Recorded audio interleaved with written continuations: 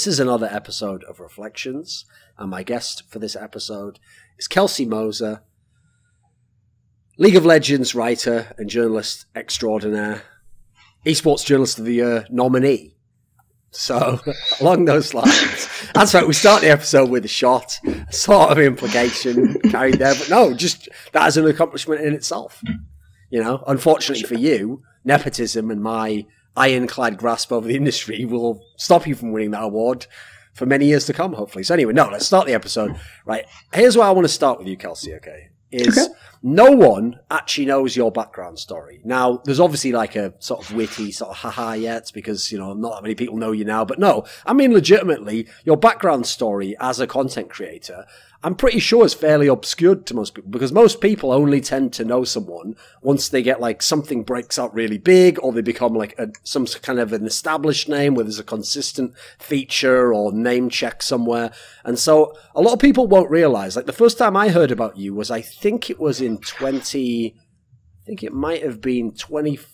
early 2014 maybe, because I know I was working at On Gamers at the time and I started there at the very, very end of 2013. And at the time, I believe it was when you were writing for Paravine, unless I'm mistaken, which was a website that somehow like Nilu, who, rest in peace, he's just been gone from esports for a long time. That name won't even mean anything to most people here. I know he was heavily involved with the site at the time and was maybe even like the head person.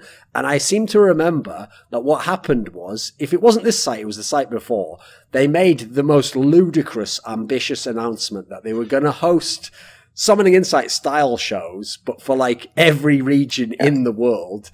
And so they famously in the post listed, I think they might have even listed who was going to be on each of the ones or something along those lines. And I remember you were one of the people on the Chinese one, I assume, if memory serves correctly. Yeah. And at the time you were doing some articles for the site, but I mean, listen, not many of the Paravine articles really popped off on Reddit anyway. Back then, actually, you know, it was very limited who the content creators were. Was there a past before this that I'm not aware of? I didn't necessarily do a lot of content creation before then. I actually started out at Gosu Gamers, mostly doing, I guess, match scorekeeping for League of Legends, and that's when I was just watching a lot of games in general. So I was interested in a bunch of different League of Legends, and then LoL Esports had a post about getting people to write for them, and I applied to write primarily about the LPL because I was really interested in the scene, and also there wasn't really anyone covering it at the time. So that's kind of season 4. This was, yeah, between season 3 and season 4, just after the World Championship. So that's mostly where I started writing. Yes. Okay. And so when you were at Gosu Gamers, was that under Drexen? Was he there at the time? Yes. Yes. Mm-hmm. Okay. Right, and in this sense then, okay, give people, say someone's a new content creator, give them kind of a flavour of where you were at. Like, if you did an article, how often do you think you did an article back then? What kind of success would it get in terms of traffic or on Reddit? You know, we're talking rough numbers here. Yeah, so when I would do an article maybe once a week initially, I did probably one of the first things I did that anyone was interested in at all was this cross-regional comparison where I actually, because I was friends with Froskurinn before any of us had really made a name or anything, was this cross-region comparison, like infographic and article where I talked about champions that different regions were playing in the preseason and what it said about them stylistically. And I had her make an infographic for me since I'm terrible at graphics. But that was kind of the first thing that I did that managed to get successful at all on Reddit. And then from there, I think is where I sort of was able to get enough recognition that LoL Esports looked at what I was doing. And after that, I think because like it's weird to talk about the attitude that the West has had towards the Chinese scene from then until now, because then I think there was actually a lot more interest in it than there is now, because it was this weird thing that no one talks about, right? So yeah, people knew Team WE. People knew Team WE, but and then they knew OMG, and they had some success internationally. But even if it was still like before every World's like, oh, China's not going to be that good, you know, that kind of thing. China's not that good anymore. I think, especially this was just after SKT's like huge destruction of Royal Club in the Season 3 final. So people were mostly interested in this as something that no one really had any information of, as like a big black box sort of thing. So I think the combination of those factors actually led to my articles about the Chinese scene doing relatively well initially and getting a lot of interest. But overall, I would say it was kind of a slow process to get people to upvote your stuff or to be interested in what you have to say. China Talk weirdly had more popularity than any of the articles. China Talk was originally started as the Paravine shows. None of those really got off the ground except for the China one. Yeah. So, and that was mostly because the people involved in it were just really excited about talking about the region and really made an effort to independently produce it once a week consistently. So I think that ended up being more successful. So even though I'm known more as a writer, I probably got more recognition due to being on like Something Inside, China Talk, stuff like that. Okay.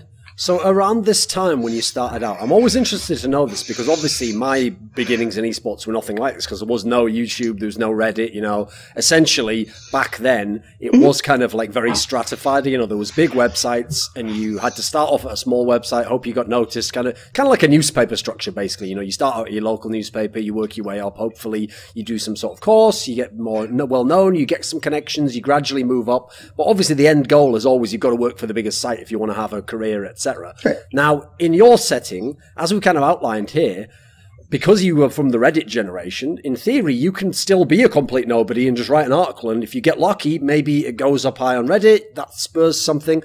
But wasn't your beginning more along the lines of like you were in kind of like a little clique, right? A bunch of people, as you say, Froskurinn, obviously Drexen, people who themselves weren't that known at the time, but kind of, like, what's that like? Because I get the sense from knowing some of the people who've been in those circles, and I haven't really myself, like I know some of the people, but I'm not a very personable individual, believe it or not, everyone.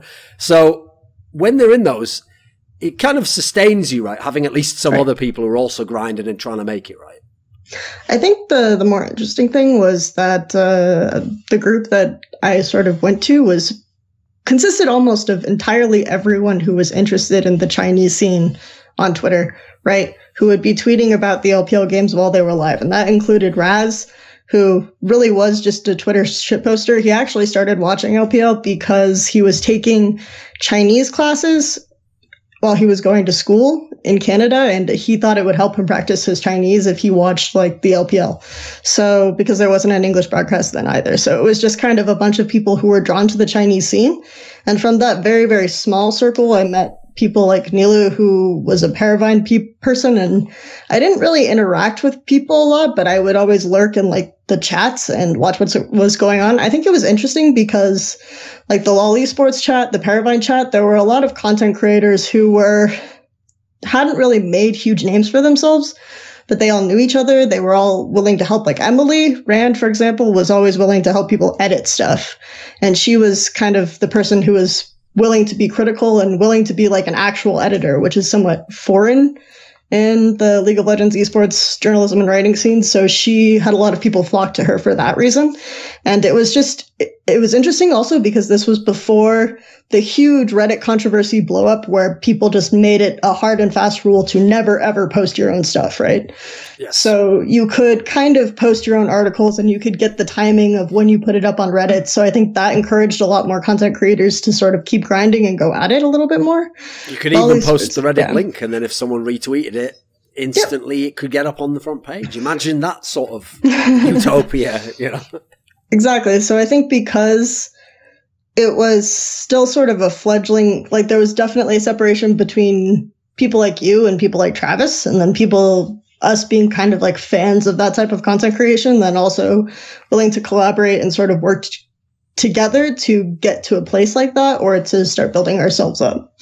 So I think it was an interesting time. Yeah. So then as a direct follow-on to what you just said there, I know that one of the reason why I asked if like being in a clique kind of sustains you, etc., is because I have to say most people are in those settings. It's funny that obviously in your case it's actually very different because almost everyone we just cited there, Froskurinn, Drexen, Raz, everyone's actually gone on to much bigger and better things. Right. But a lot of people who are in those situations at the time, I get the feeling it's a bit bleak, actually, because a lot of them, first of all, get really depressed when like things don't do well on Reddit, or or just Reddit's very fickle. That in itself can be frustrating, when the wrong piece makes it successful, and then the one you put all your time and your heart and your effort into never goes anywhere, and just dies instantly 10 minutes after you posted it, right? I noticed that a lot of these people get into like fairly negative thought patterns, part of it, is the Dunning-Kruger effect. Like, they don't understand why the person who's more successful, or what technique could have gotten there.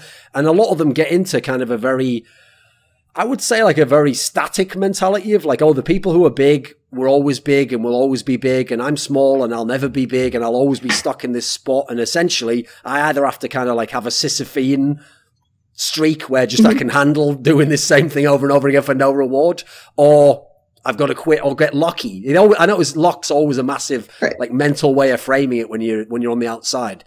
Were you ever anyone who's caught up in any of these kind of ways of thinking?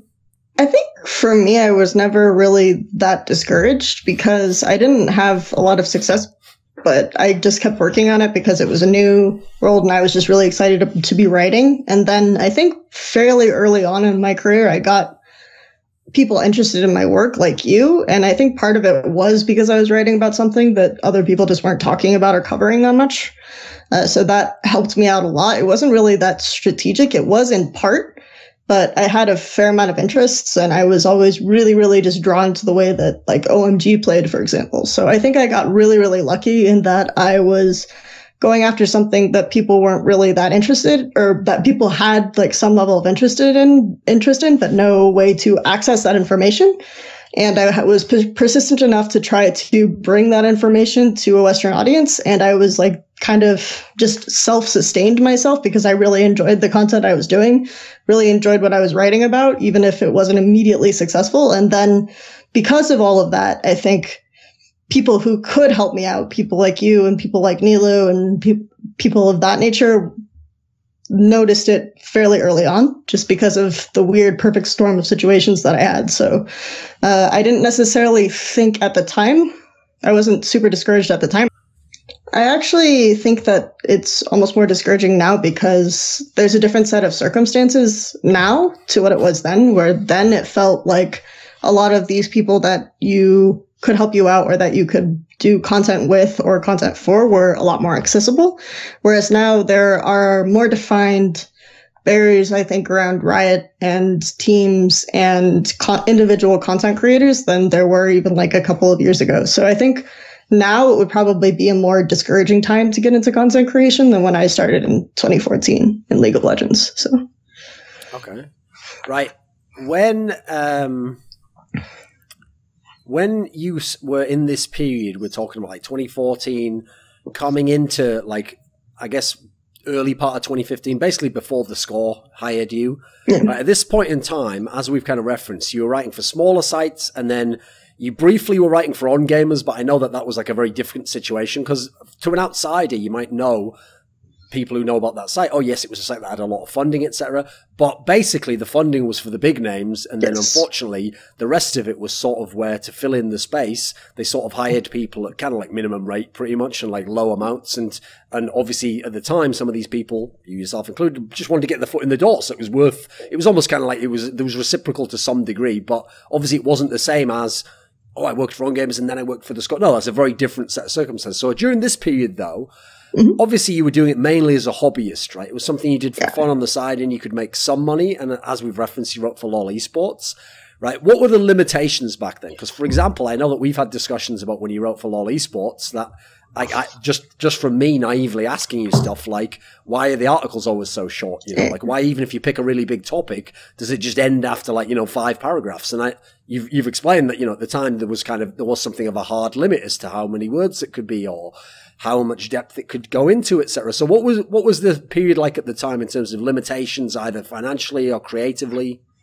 Yeah, I think so. For some of the smaller sites like Paravine and Gold Pretend, they were very much kind of like a couple of cents on the 1,000 words sort of situation where you could maybe make $10 an article or something on those types of sites. Whereas the bigger sites like LoL Esports had a very defined way of how they wanted you to write things. And initially, when I went to LoL Esports, it was actually really open in terms of what you pitched and what was edited. And I actually, like, people criticize Frank Fields a lot, but I think Frank Fields, when he was in charge of the LoL Esports site, was when it was probably at its best or most interesting.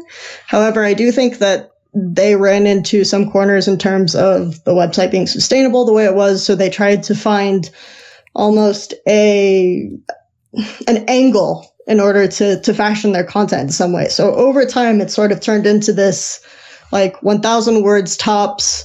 You are trying to make esports appealing to people who play the game casually, which didn't make any sense to me for, like, the website platform itself to be something that's drawing people in to try to watch esports, whereas I felt like it would make a lot more sense to kind of advertise the website from the stream or from the games themselves, because that relationship was very bizarre to me, but that doesn't necessarily matter. That was the direction that they chose. So very suddenly we were told to write in a very different style from what we were hired for. And it was fine, I guess. I didn't mind it that much, but it was something where I was starting to think of doing writing or content creation full time. And so I would have to, like, sort of do sites like LoL Esports in order to sustain myself doing content for other sites or content that I really liked doing. So that was kind of a compromise situation that I was in. So at the time I was still, like, working full time for Morningstar and doing a bunch of other things in that line. So I think for me, it was like a compromise in that area. I find myself in that situation kind of again, because again, different websites and different content platforms will have a specific idea of the kind of content they want you to do. And you publish that in order to find the time to do stuff for less money that you really enjoy doing. So I think that was reasonable, I guess. And it is a reasonable expectation to have as a content creator. So. Okay. Right. To kind of describe your path until you got hired by The Score, at least. And actually, I would even say you could go backwards and say, I think this is part of why you were hired by The Score, is that one of the things I think that you took a unique approach to compared to other people is there are people out there who did articles that were of similar quality, or especially with these limitations we're talking about, placed by LoL Esports, you know, actually it was hard to really differentiate yourself from someone else doing 1,000 words on a topic, you know, because 1,000 words is basically like one big idea sort of broken up maybe in an example, 2 sub ideas, and that's it. You're at 1,000 words at that point in time. You know, it's not, you can't really show off too much kind of personal flair or go into any kind of real and crazy depth that would kind of distinguish you as a writer.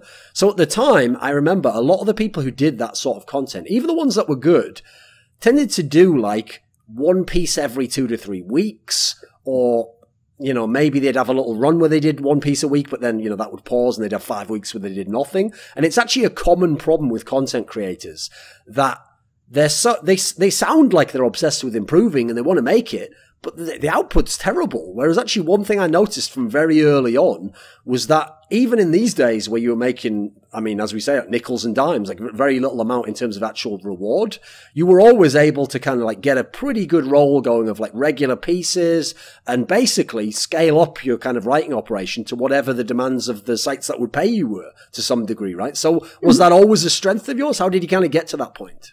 I think it was just to an extent where I always worked extremely hard to do what I wanted to do and balance it with what I was good at, because I felt like since I had worked full time and I graduated college and I worked for the IMF and a bunch of other places doing economics work, and that was something that I was always really interested in, but was a little bit discouraged by in terms of like the practical aspects. I also had almost always really liked fiction and writing fiction and working on that. So throughout my entire life, I had like this side of me that worked really hard in terms of trying to get somewhere professionally, but also I had kind of a private idea that I would always maybe write a book or something. So I made sure that I gave myself time every day to work on writing or to work on this. So it was always for me that I had this aspect of my life where I had to do something outside of what was required of me in, I guess, my main career or whatever. So it was really easy for me to just find time for doing writing. And as long as I had ideas and as long as I was driven to sort of go that direction, it made a lot of sense to me.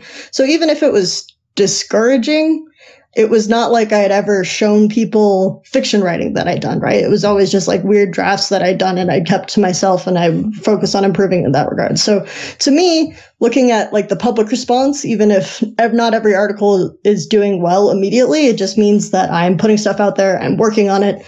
I'm able to talk to at least a few people about it. They read it. I read their stuff. It's an interesting back and forth. So for me, it was just like, as long as I have ideas, as long as I have time, I'm writing something down. And I think that that's one of the bigger disappointing things that I see about new content creators is I will see someone who wrote something or made some video that I think is really interesting, and then they just won't publish something again for several months or maybe ever. And so it's really difficult to...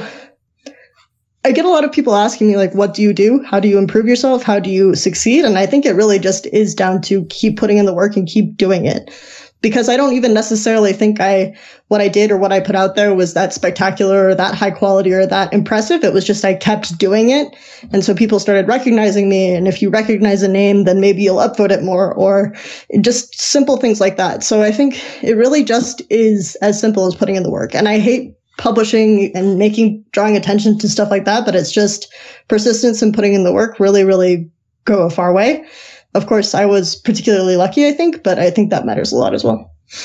So one thing I've always found really fascinating, because actually personally, one thing I have to say is like kind of a hobby of mine, is I really like to read about people who I think are good at their work, their process.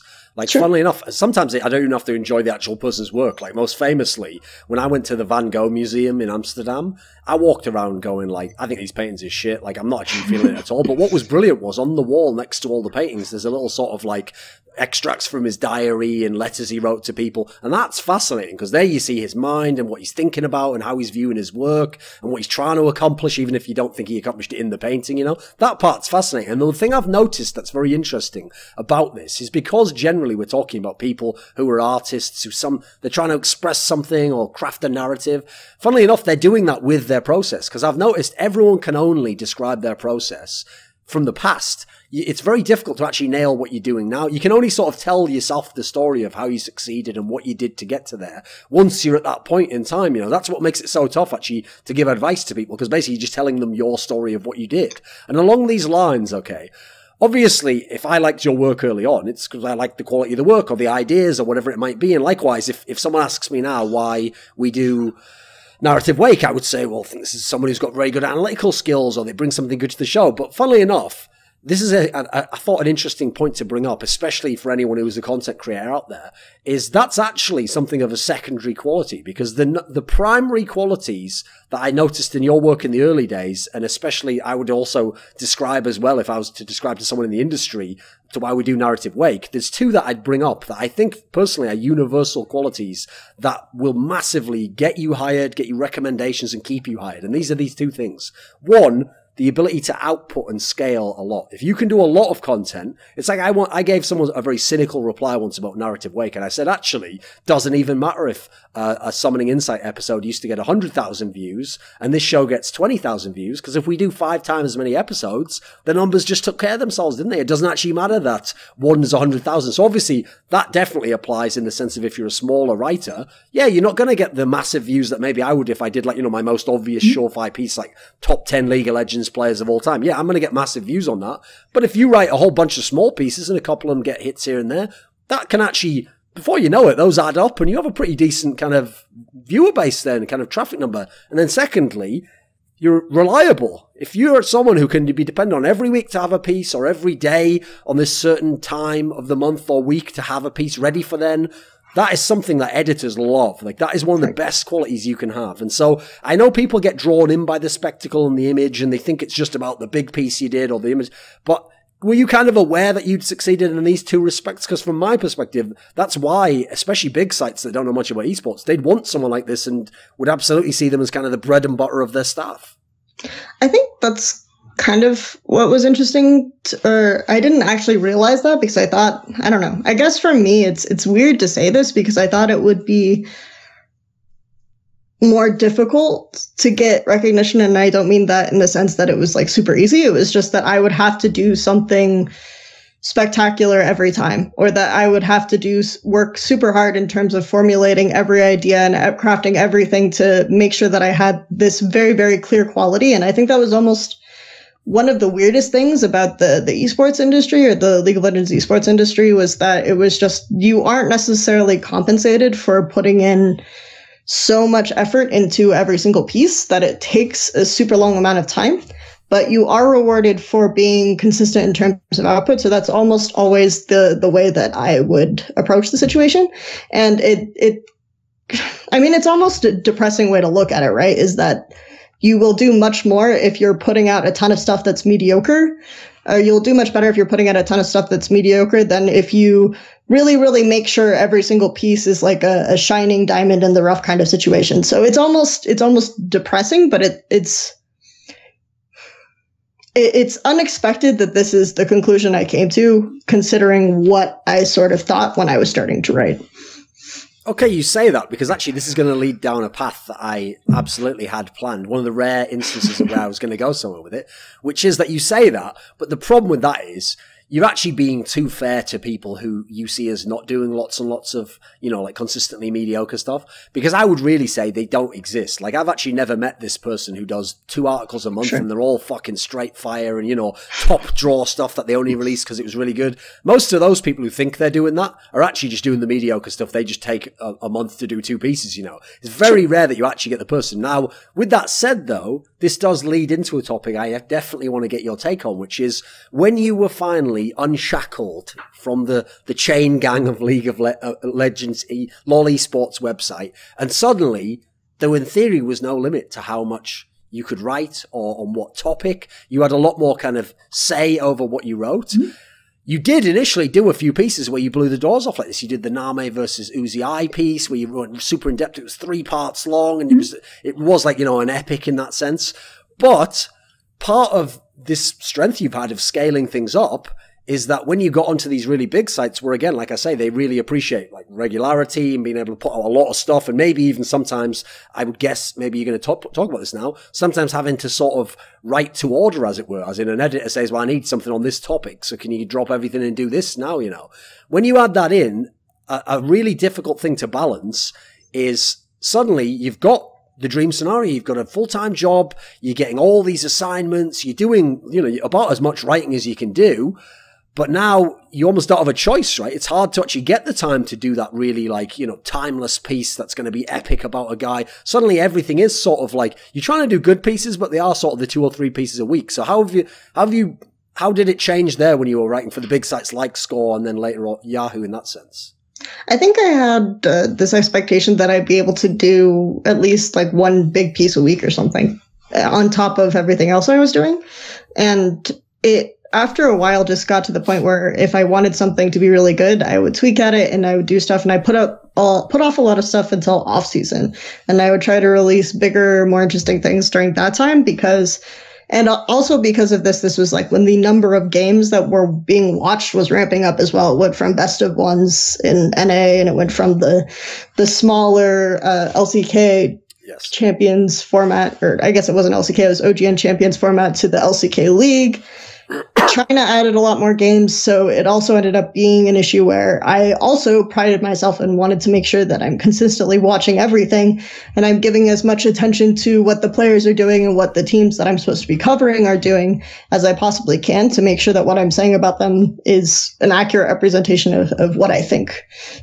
And what is being seen and what is being displayed in the games. So I think the combination of those factors made me realize that sometimes it's not possible to like have the big ideas every week. So I did keep consistently doing like the strong one-off pieces or the 1 or 2, but I was able to sort of craft and like work on a little bit more about what I was particularly good at, and do more of the, like by the time I got to Yahoo, I was doing a lot of stuff based on game clips that I could weave into my articles and talk about a particular interesting thing about a team or a player in that sense, and sort of break down what a team is doing well or what a team is doing poorly. And that kind of got to the point where I was working more on what I felt I was able to be good at and what I was able to lend to the scene than maybe a big idea at a time. So it became more about working on improving my craft than improving every single piece in isolation. Okay. Before we leave the topic of like the grinding early days of the work for hire and the freelance and all, you know, kind of the rags to riches element. I'm not sure how much riches there's been, but okay, it's Sure. relatively rags to riches. Right. Before we leave that part, I actually do have a question that's a very weird, self-indulgent question, which is, as you've mentioned, and I've heard this story from a bunch of people that I know, where to me, what happened was I saw a good article and I thought, actually, I've even said this in my video I made about altruism on my side channel. I in no sense think it's altruistic. What happens is I see an article I like, I retweet it, hoping that, you know, that spurs the person perhaps to write more articles that I might like also, or just to write more in general, or just to see where it goes, you know. It's not that big a deal. But I've noticed it either gets spun one of two ways. If people like me, then suddenly I'm obviously like Saint Thorin. I've just reached down my hand like Jesus touching a leper, you know, sort of transferring some of my power into them, at which point, you know, they are then sort of inspired to go on and do something great themselves. Or if you come from another angle, you know, we'll leave it to people's imagination what sort of person might think this way. I'm actually sort of like the worst sort of like, I'm like that filthy capitalist robber baron who sort of comes out and goes, you know what, guys, hey, let's go out into the back alley here, throw a few nickels and watch the little street urchins sort of dance for us. And then we just go back to our world, you know, our big high flying world of the big content creators. And they have their moment where they think, you know, they're part of the gang, but actually we're just sort of like mocking, you know.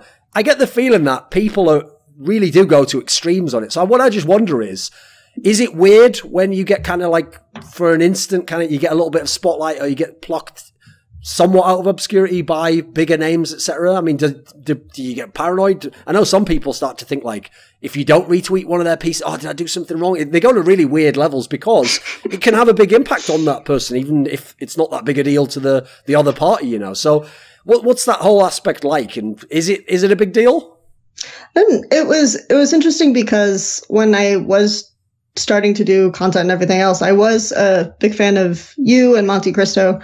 So I remember the moment where actually the article that I mentioned that I did for Gosu Gamers way back when was like Monty actually referenced it on the OGN broadcast once, and that was a moment where I was like, oh my gosh, you know, it was like, it was a very kind of cool, exciting moment for me. But then I think it was those types of moments do kind of encourage you, because I remember thinking to myself that even if this article or this piece doesn't do well, in a larger sense, in a big, broad public sphere, if there are people in the industry that I respect a lot who are able to take time to read it and give feedback or give positive feedback or negative feedback or anything like this, then that's really more useful and more beneficial to me in terms of doing something or accomplishing something. And that didn't just extend to people like you and Monty, that extended to people who were also like in the same boat as me that we mentioned before, which were like Sure. kind of the Paravine people, Drex and things like that. So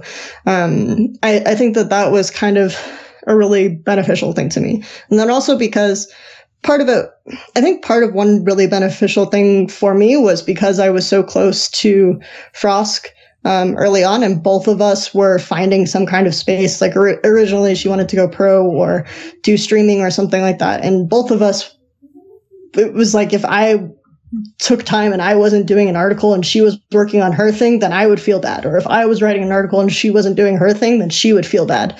So in that sense, I think that all of those sorts, and like her giving me feedback and me giving her feedback, and that type of need or desire to improve from those circles, I think ended up being more meaningful. And the fact that like eventually probably the most beneficial thing or the most exciting thing about working for On Gamers was that I could just, I probably didn't take as much advantage of this as I could, but I could just talk to people like you or people like Travis or something like that in the chat, even though I wasn't necessarily making as much from On Gamers as someone else might. Like, I thought that was actually cool, and they were able to I remember a lot of people sort of scoffed at this talent development program where On Gamers was actually trying to get people to write for them for free. But I actually thought that was a pretty influential part of me getting to where I am, was just realizing that there's interest in my work within the scene itself, even if it isn't having immediate success. So So one thing I've always found is kind of fun, but it can also drive you a bit mad, is when you're someone who puts out opinion pieces or puts out articles where you give your own analysis, there will be times where, you know, especially like people like us who are very kind of like nose to the ground and trying to get the pulse of the community, we get a sense of what other people are thinking, because I know personally that's one of the ways I've always framed my articles, actually. That's why I think I've always had like a certain level of success, because even when I do an article that goes against the grain, I kind of define it in the context of what the grain is in this sense, you know, so that at least there's a logic to how it goes. And so to do that, you have to kind of know what generally people are thinking, or along what lines or what narratives exist. And when you do that, you will find lots of instances where you put out a new idea or a new way of doing things, and then it sort of echoes back to you, you know, a few months later or in a different thread, and you see the influence you're having on the community just from putting your ideas out there. So here's the question then. This is always a tough question for people to answer, because if you've ever watched interviews with anyone who's famous, like a rapper or a musician, they are notorious for lying and claiming that they have never been influenced by anyone, because unfortunately they put their ego into it, and they bizarrely think that like to imply you were influenced means you just copied what that person did. So the question is this: being as obviously your work has an influence on people, influences, even if it's not directly their thought, maybe the counter to what they think of your thought is influenced. Are you yourself influenced by other people? Have you been influenced throughout your career, do you think? Is it noticeable, or do you think it's more subtle? What's it like for you? I guess there are a few ways in which I've been influenced. I guess I'm one of those people who almost resisted admitting that I was being influenced, or I would try to react to something that I knew that I liked in a way of doing something completely different, because I would think that copying is bad in some way. But over time, I kind of accepted that if you see something that someone does well, you can like borrow that idea in a sense and incorporate it into your own work, as long as you're making it your own. Because if you straight copy, then it's not that interesting anyway.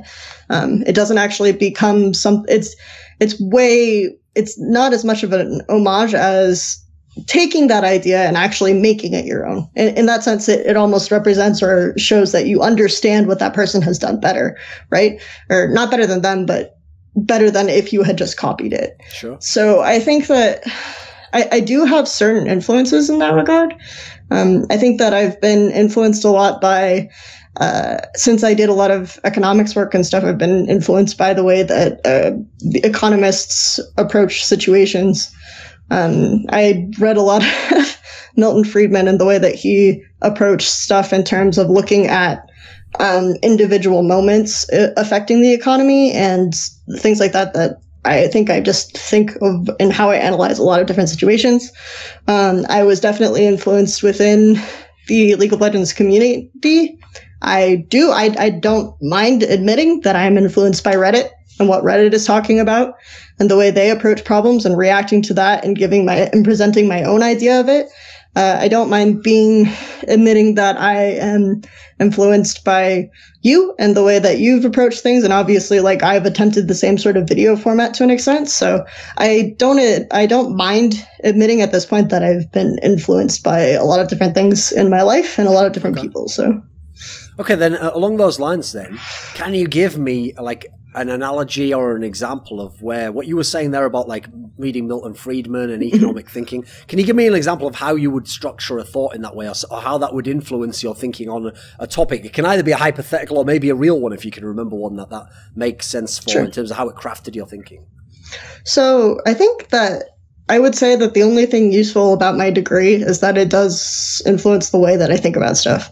Like, it kind of annoys me when people with a degree come into the scene and try to have like some air of superiority or over other people, or like, I have specialization in this area, so you can't possibly understand. But I do think that the most valuable thing about like the degree that I have is it did change the way that I think about stuff. And for example, I'm working on an article right now where I'm looking at some of the team solo mid early game issues, and I am breaking it down in a lot of different ways to the way that I would have approached an economic paper when I was in school, which is like talking about previous opinions on the matter, setting up a certain methodology for it, looking at a bunch of different evidence. I use a statistical program that I started using when I was in school to do a lot of the work that I do for my articles and stuff like that. So I think that, though, I guess when I talk about Milton Friedman, though, and monetarism,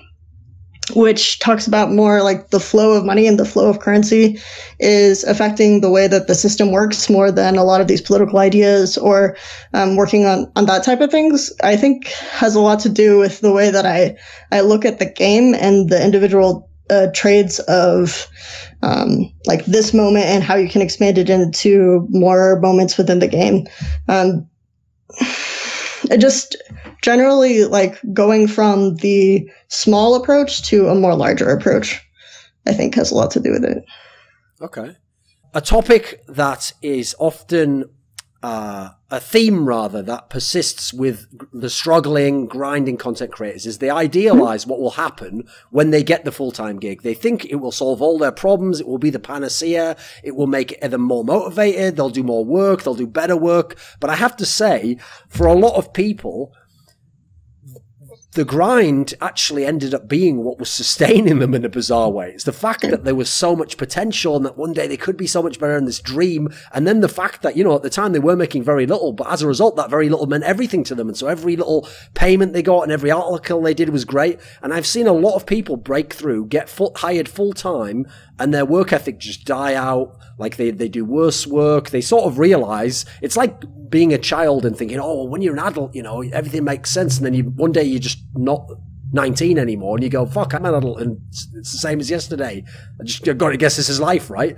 So in this sense, what were your expectations when you got hired full time for the score and you'd been able to quit your job at the law office? Did you somehow imagine you were going to go up to some, you know, extra level and you would be on some utopian kind of kick? What was it? What you hoped for when you started going hardcore at it and you were full-time in esports? I think what I sort of... I think I was kind of what I expected, at least at the score. It was really similar to what I expected. I think the key to remaining motivated somewhat in that sense is to always have some sort of objective or goal. So maybe for a while, your objective is to get to a point where you're hired full time. Once you're there, I think it's natural, it's human nature to have an extra goal from there and to adjust your goals and to want more from that. And so I think maybe if your goal is just to be hired full time and then you don't adjust where you are from there, I almost don't believe that people don't do that. They just kind of lose sight of what they can do or think that they can't use what they've achieved already to get to the next point on their ladder, or they stop looking for stuff in a logical order of events. So maybe they think that once they get a staff job, they want to go work for a team or something like that after that. And then they don't think that start to think that they're wasting their time at their staff job. They should be doing something else and that's when they start to get discouraged. Whereas you can find ways to leverage your staff job or leverage your position that you have to get to the next spot.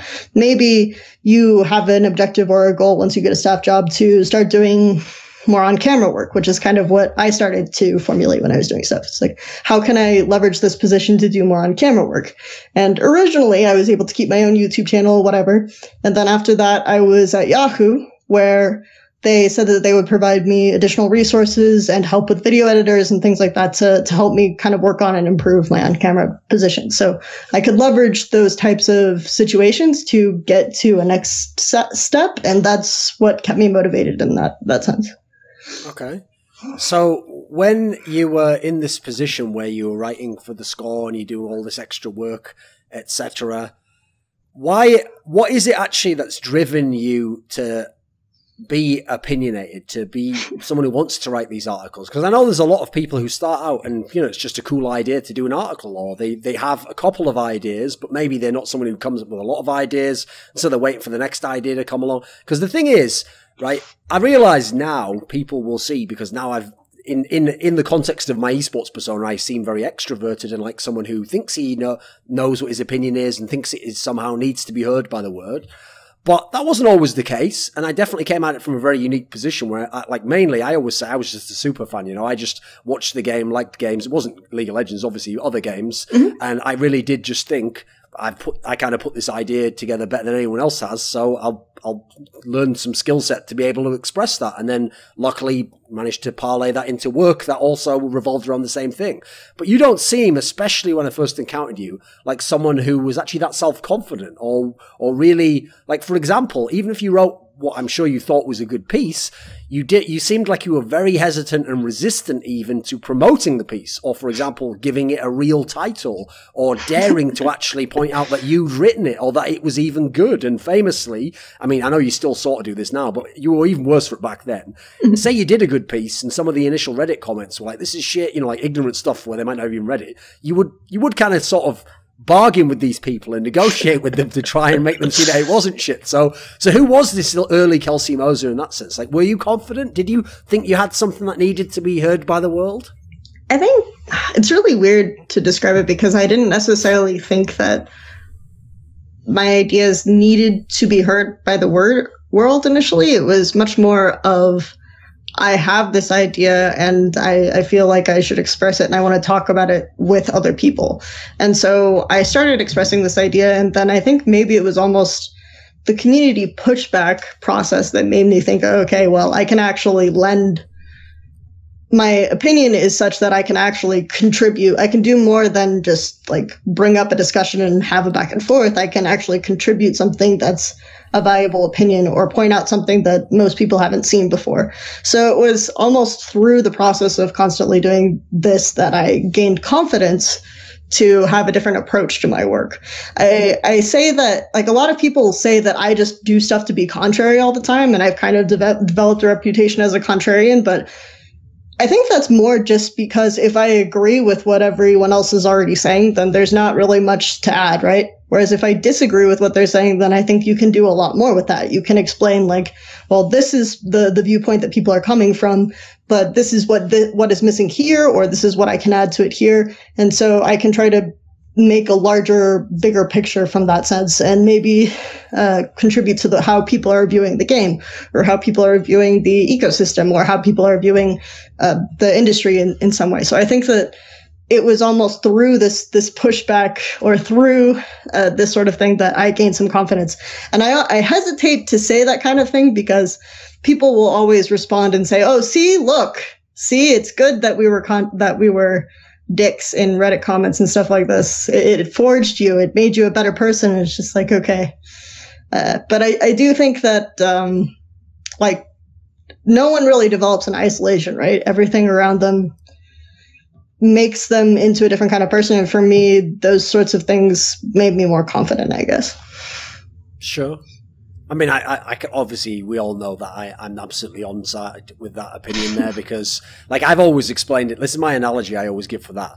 Like, it's not that people being incredibly harsh and at times entirely unconstructive, or constructive in a sense where they aren't in any way qualified to give constructive criticism. So their constructive criticism also is somewhat worthless. It's not that spurs people on to become greater. What it does is that just becomes yet another challenge in order to succeed. And if you succeed, it's usually in spite of that, actually. So I will always give the analogy that it's like a cheese grater, right? Obviously, the only cheese that gets to the other side of the grater is the part that finds the hole. But that doesn't mean that the cheese grater made the cheese, like, succeed. It just happened to be the part that could get to the hole. So in that sense, the people who just aren't broken on the wheel of Reddit, yes, succeed, but that actually more people might have succeeded if they hadn't have been crushed by that environment. So I've never really bought that logic myself either, so I'm kind of on board with that. But where I want to lead with this, because this ties into this, is like you say there, you tried to parlay it into video, and obviously video has become more and more prominent within your career since then. But again, you're clearly not someone who has a natural confidence on camera, or feels like you necessarily belong in that environment. You've experimented, you dipped your foot in initially. Obviously, you had China Talk, but it's a very different circumstance when you have a massive talk show like that with so many guests. And also, in your case, obviously, you weren't necessarily strictly held as the host, etc. And you all swapped up who took turns with that and stuff. And it was more of like a support network, a friend type scenario. So when you're doing videos where it's just you on camera, and even if, yes, you'd hope in an ideal world it's just your ideas that are going across, and yeah, maybe some showmanship. Unfortunately, part of being on camera is people will judge you solely for what they see, and then for what they hear, but not the words, but the voice they hear. So there's a new kind of pressure and a new spotlight that comes with this. So how have you handled that, and why have you felt compelled to want to go into the video world in that sense? I think that I feel like people shouldn't just be content to do something that they're already good at anyway. And in my case, I feel like I've never been automatically good at basically anything, so I'd just be screwed anyway. The only reason that people seem to think, or that I've developed any kind of reputation for writing, is because it's been something that I've literally done my whole life. I've just always been writing. So arguably, if I started writing now, I would have a very similar awkwardness or very poor quality to my writing that would be represented the same way as it is in speaking. And I think it was a Christopher Hitchens or someone who made the comment that if you can write, you can talk, which should be the case, right? Theoretically, if you can write, you I think it was the other way around. He said if you can talk, you can write. But then the point was, not many people could talk. It was kind of like a backhanded way to wreck people. Yeah, okay, of course. But I think that either way, I think that there should be a correlation between, like, if you can communicate in some medium, maybe he would disagree then, but if you can communicate in some medium, you should be able to have some success or some skill communicating in more than one way. Like, if you have some sort of knack or some sort of ability, or you've developed a skill set for communication, you should be able to translate that. I also think that the medium of speaking or a video, in that sense, invites a little bit more back and forth. It invites a little bit more personability, and you can be more precise. I also think the type of content I do should be better suited to video, because if I'm looking at a specific play or a specific thing that's happening in a game, which is the kind of articles and the kind of content that I like to do, it would make so much more sense if I'm talking over a video that is just on screen, right? Or if I'm able to point stuff like this out to a video on screen. So what I've done so far with video has mostly been me getting my ideas out quickly in a way that works on polishing my ability to speak and works on getting me to convey these ideas to an audience just like face to face. But I've slowly started working in more game clips and stuff like this, because I think that in general, the kind of stuff that I like doing should be on a video format. It would make so much more sense than you having to just like see clips in between writing. So if I can get to a point where I'm good at expressing myself in this medium and I'm able to keep people's attention, maybe I develop a much better sense of humor, then I'll get to the point where my content is just better, right? Because it's in video. Okay. Right. I use someone, because I know at times, right, this is just it's a habitual, I mean, I guess like it's just a problem or a benefit of being someone who writes and has a lot of ideas. I know that sometimes it seems like you take, like, so when you disagree with someone, you can sometimes take a personal tack with it. And you sometimes do seem like it can be obvious, like when your next piece is a response to that, even if it's not explicitly so, Sure. All but in name, you can clearly be seen responding to something that someone said that you didn't like, or a stupid opinion that you think fans have of something. And in this sense, you're very much framing it that way, right? I know personally myself, I definitely go down this road. Like it's a good way to fuel yourself. You feel fired up, like, yeah, I want to write this piece, or I want to do this video in response to this, In fact, actually, again, to allude to Christopher Hitchens, who you mentioned, he famously said that actually he thought that hatred was actually a fantastic sort of like, he said it could describe it as like a junkie energy, but at the same time, it can be good to fuel you, to make you want to get up in the morning and write that piece that you want to write, as opposed to, if you had no sort of pressing feeling about it, you could write it whenever. And so maybe you wouldn't write it, or maybe you'd do it in a very different manner, or you'd soft sell it, not wanting to make it too pointed, So are you someone, do you get a chip on your shoulder? Does it help if you have that? I think so. Sometimes I've gone out of my way to sort of call that person out, but a lot of times when I get frustrated by something that someone has said or some sort of sentiment, it's not because it's just one person saying it. It's because they're saying something that is a common perception. So there are a lot of people. So in that sense, I don't feel that comfortable just calling out like one guy for it. But I think that, yeah, a lot of times I feel like I need to respond to this, because if I think something's wrong, I don't want to be the entire conversation in an industry and a community that I really love. Like, as much as I war with people on Reddit or whatever, I really do love this community. So I don't want it to be dominated by something that I think is wrong or narrow-minded or cuts down the ability to have a larger and more worthwhile discussion. So I do feel motivated by that in a sense, because I want to have like a broader picture presented than some sort of small accepted view. Okay, so when you went from working for The Score to working for Yahoo, now people might remember, it seemed like you were at The Score for a long time, because obviously this was like like a fantastic period in your career where you got a lot of work done. It was a bigger platform for you, but it wasn't actually that long. It was like, what, just over a year and a half maybe? What was it roughly? Yeah, it was almost, I guess it was almost 2 years. It was like a year and a half, a year and 3/4 of a year. Mm-hmm. Okay, because when this period happened and you transitioned, I remember it was when actually a bunch of people were sort of leaving the ranks there and going over. So how much of that was that you either wouldn't have been able to remain at The Score, or your course had been run there, or you got a better offer, or what was kind of what was the logic behind transitioning to Yahoo? So at the time, I think The Score did end up losing their ability to retain people who weren't Canadian. It's a little bit of a weird restriction, but this is a common thing for a lot of Canadian companies, is that it's really difficult. The Canadian government really has a strong preference for Canadian companies hiring Canadian employees. So, but at the time, this wasn't really known. And so both The Score and Yahoo both gave me offers. I decided that I liked what was available at Yahoo more, in part because I really respected like what Travis wanted to do and wanted to achieve with Yahoo. I also liked the fact that they really wanted to help me and encourage me to do a lot more video. I thought I could actually work on premise there if I want, because I wasn't able to really go to Canada and live in Canada. I wasn't able to get a visa. So I think that those aspects of Yahoo appealed to me. But I really liked working for The Score, and I liked that time of my career a lot, yeah. Because obviously it's very difficult to talk about the time at Yahoo without it immediately coming into the topic that it wound down pretty quickly when you were there. And unfortunately, in a setting which I actually think is the most frustrating way to lose your job, because actually, funnily enough, it would have happened to me at On Gamers anyway if I'd have managed to stay out like the 3 months I had when I was fired, which is that it was basically a decision way, way, way, way above anyone's pay grade that had nothing to do with the quality of the work or the hits or the traffic or the success relative to your little level of where you're at that site. Meant that it got closed down. So the same thing happened to On Gamers, happened to Yahoo, but on this large, large scale. How do you think of your time at Yahoo in that sense? Like, it must have been a blow to have thought, I'm climbing this ladder, I'm going up and up and up from site to site and from job to job, and everything's, you know, the vistas are opening up beyond me, and then it feels like you sort of get hit in the gut and you're back a few steps back or something along those lines. So how was it from your perspective? I think I actually kind of liked,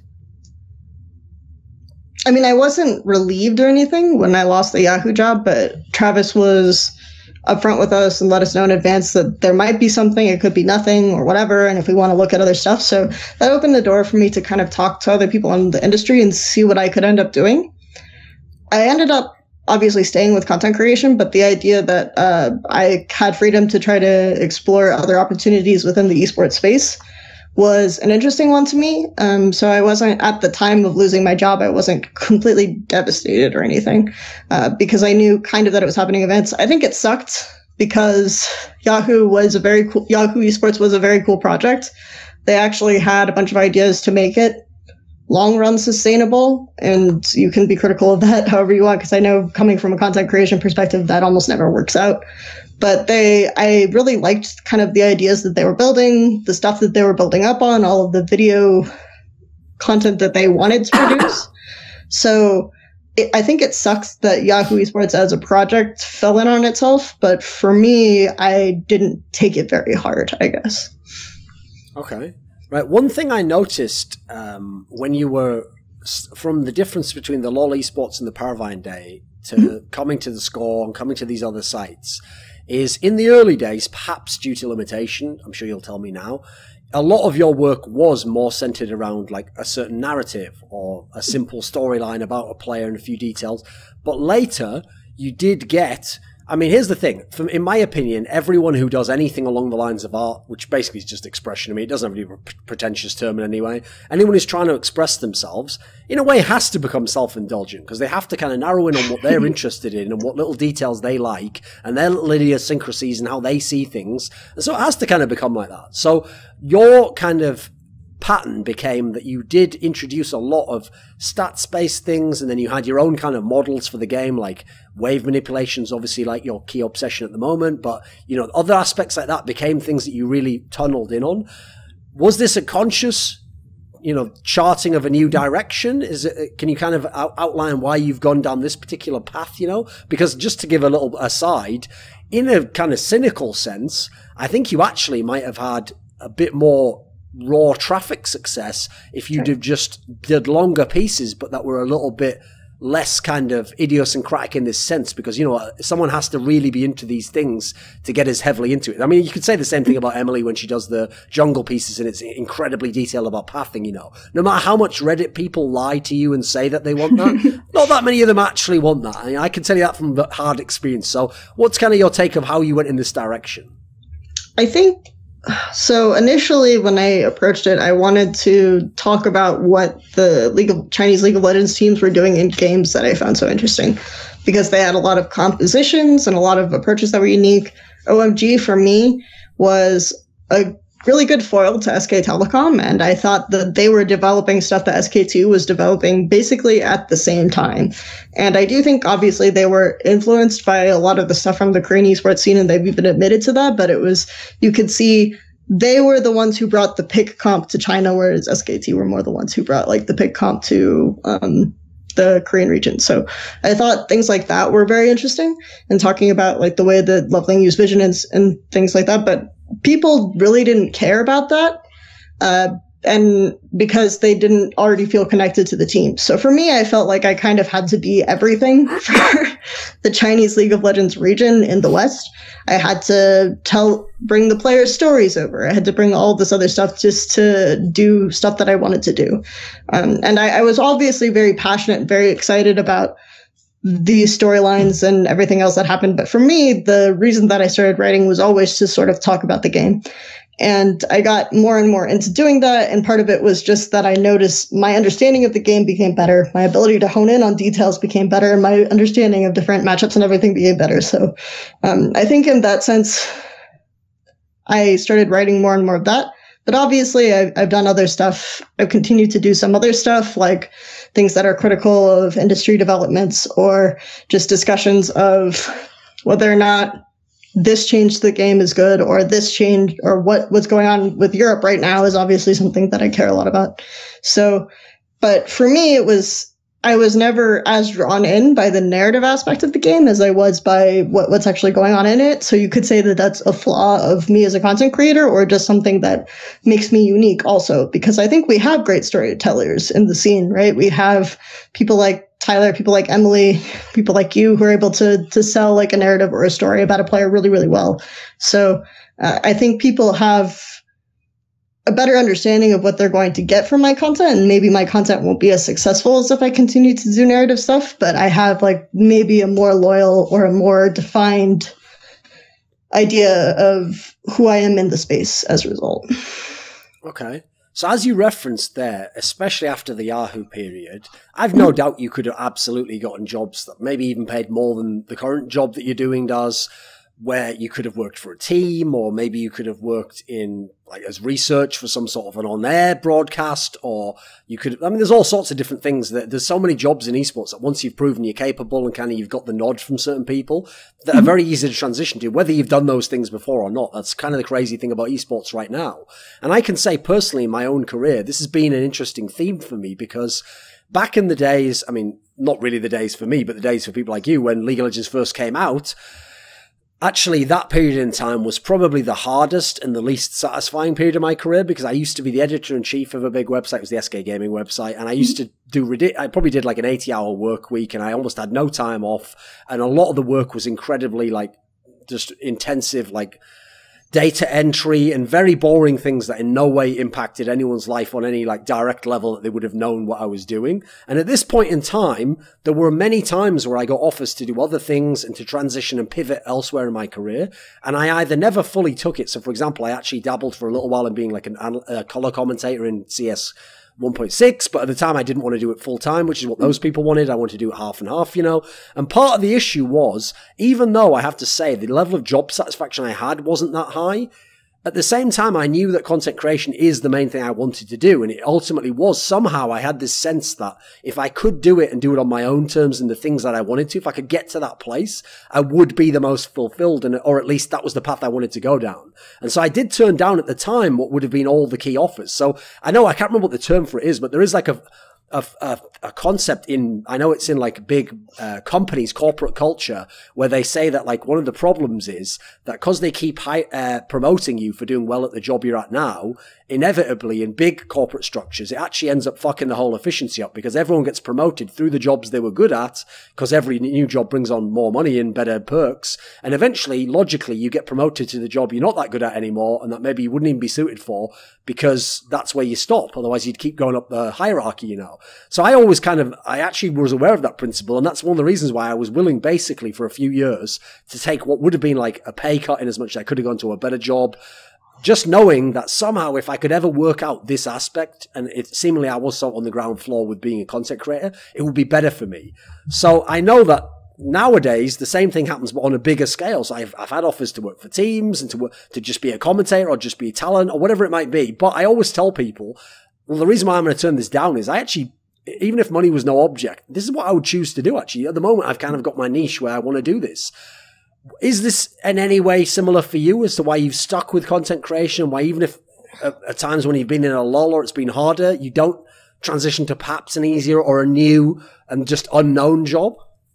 I think for me, I still want to keep that door open for sure. It's just that at the time, there was nothing that was as exciting to me as staying independent and writing for this site and then still making my videos and restarting my video channel. I think that there are definitely a lot of opportunities earlier on in my career that I would have taken if I didn't have certain restrictions in my personal life that I no longer have. So just for me right now, the idea of being able to try some stuff that maybe doesn't pay that much, but I might find out that I'm really good at, or that I could work really efficiently on and could be what I end up doing, is really appealing to me. So I'm still kind of keeping that door open. But at the time of the Yahoo thing, this was like really what I wanted to do. And I mean, I don't really think that one person can only ever be good at one thing, or that one person has to do the same thing for his entire life or anything like that. And that there's one thing that remains consistently the most fulfilling thing that you could be possibly doing at a time. I think that there are a lot of people who have found success in multiple different fields.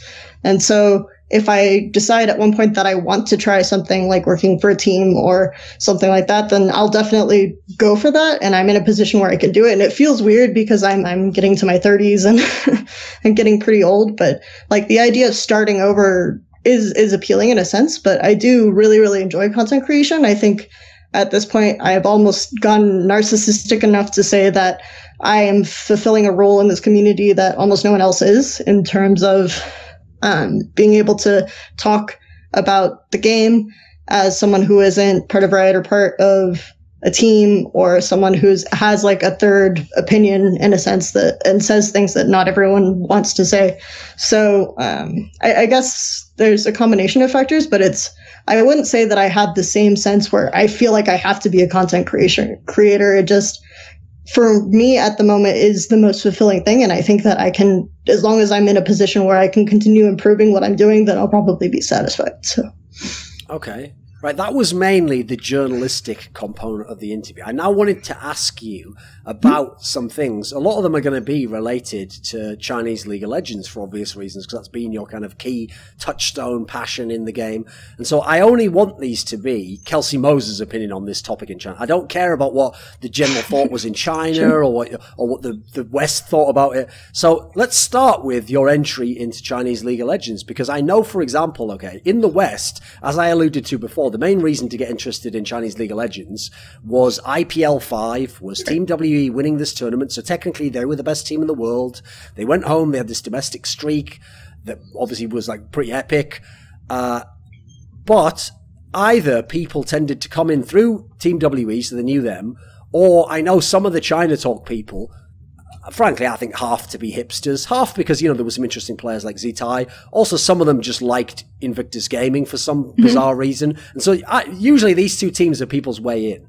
But in terms of the timing of when you started, was it like a big team that drew you in? Was it some specific event? And then what made you decide it's Chinese League of Legends beyond even just that? So I was actually a League of Legends fan all the way since the tail end of Season 2.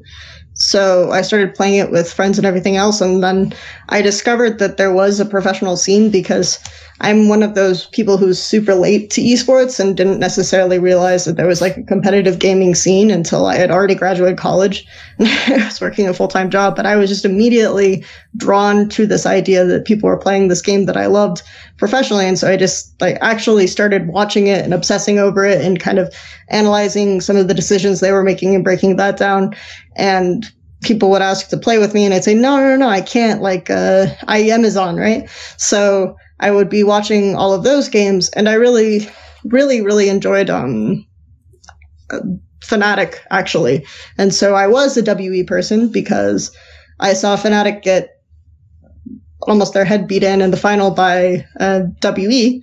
And so I thought, this is crazy. Like, what is this Chinese team doing? And I was really excited about that. But I didn't go from being a big fan into someone who wanted to be involved and to do content until I started watching OMG and some of the interesting things that I saw them do. So that was kind of my gateway team into wanting to be more active in the scene, whereas like WE was the one that made me start watching LPL and start watching Chinese League of Legends in the first place. So.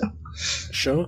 So the problem with this topic is I now want to talk about OMG, and we're talking now about the classic lineup, the 2013 Season 3 lineup, and the lineup that obviously won LPL. The problem here is this team simultaneously ruined the LPL's image in the West forever because people just, I mean, even commentators would say, Chinese League of Legends style. I mean, that's why I made like that topic to the title, rather, of that show with Froskurinn, Incoming Aggression, because like people just had this ludicrous notion that every Chinese team thought that you just towered over 24/7 and did all this. But the difference is, OMG actually was quite different in doing that, and they were just clearly the best at it as well, from my perspective. Like, they were outrageously good at it, which is why, sadly, they never did get to meet SK Telecom in an actual Best of X series, because that's one of the reasons why a lot of people who knew about the LPL wished that they had, because they really did seem like the one team where, listen, whether they could have beat SK Telecom, it's not even something you never necessarily have to discuss. The difference is they would have given them a way better game than Royal Club, who just basically rolled over and got the fucking head smashed in for 3 games in a row. So what was it about this OMG team that was essential to you? What was significant? And what was so compelling about them? I mean, part of it was the aggression and the tower dive and setting this up, because the way that WE played, obviously, was probably what I would more consider the Chinese style of the time. Like, IG were more of the anomaly, even though they were the other top team, was just this idea of building up farm and keeping the towers up for as long as possible so that the jungler and the AD carry could farm, and then you could win team fights, and you would team fight all the time.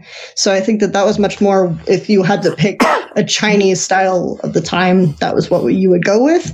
And IG had this very non-methodical approach to tearing that down, where they just kind of went at you. And Zitai, like, the very famous example I use with Zitai is that people said that you can't be aggressive in lane with Karthus, and he took that as like a personal challenge and ran with Ignite Karthus and tried to level 2 kill people with Karthus in pro games, which it doesn't make any sense, right? It was just kind of an absurd way to approach the game, and people said that you can't do this. And so IG reacted by saying, well, like, watch me. And it worked sometimes, and sometimes it didn't. Whereas OMG actually went through the process of saying, no, you can do this in a way that's logical, that makes sense. You can set up to make these sorts of plays.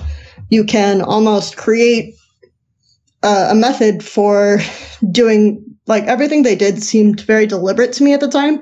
Obviously, not all of it was, but in terms of them laying down the vision beforehand, like this is the weird thing, is that almost after the classic OMG lineup, China became this region known for no vision control or anything like this, because even I think Mithy said in an interview with you at one point that Loveling at season 3 taught him a lot, just like playing against OMG, taught him a lot about getting deep vision and wards and things like that. So OMG's setups for a lot of their dives and a lot of the plays that they made were just really good.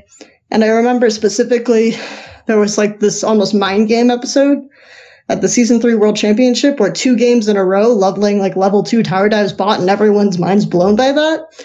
And in the Lemon Dogs game, they played Lemon Dogs in the 3rd game, and Dexter just like sits in this bush for 5 minutes or something waiting for Loveling to come level 2 tower dive, and Loveling is like clearing everything in the jungle and getting 2 levels above. So just stuff like that made me really sort of fascinated by this team because, and also of course they were very innovative and they brought like the freight train composition. They had stuff like Dark Jungle, and even the way that they used some of these champions were different to how people were using them. Like they used the Jarvan ultimate to cut off terrain sometimes, or things like that I didn't see other teams doing. So I wanted to write about them or to talk about this team that I found really, really exciting that people weren't paying as much attention to as I felt like they should be paying attention to.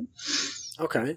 So obviously one of the things that made OMG very unique was, unlike a lot of the other great Chinese teams, they didn't have the superstar AD carry, and they definitely didn't base the team around a superstar AD carry in any context whatsoever. In fact, it was basically the mid to top side of the map that was all the star players, all the really big names that everyone kind of famously was attracted to, and for good reason, because of how incredible the playmaking was.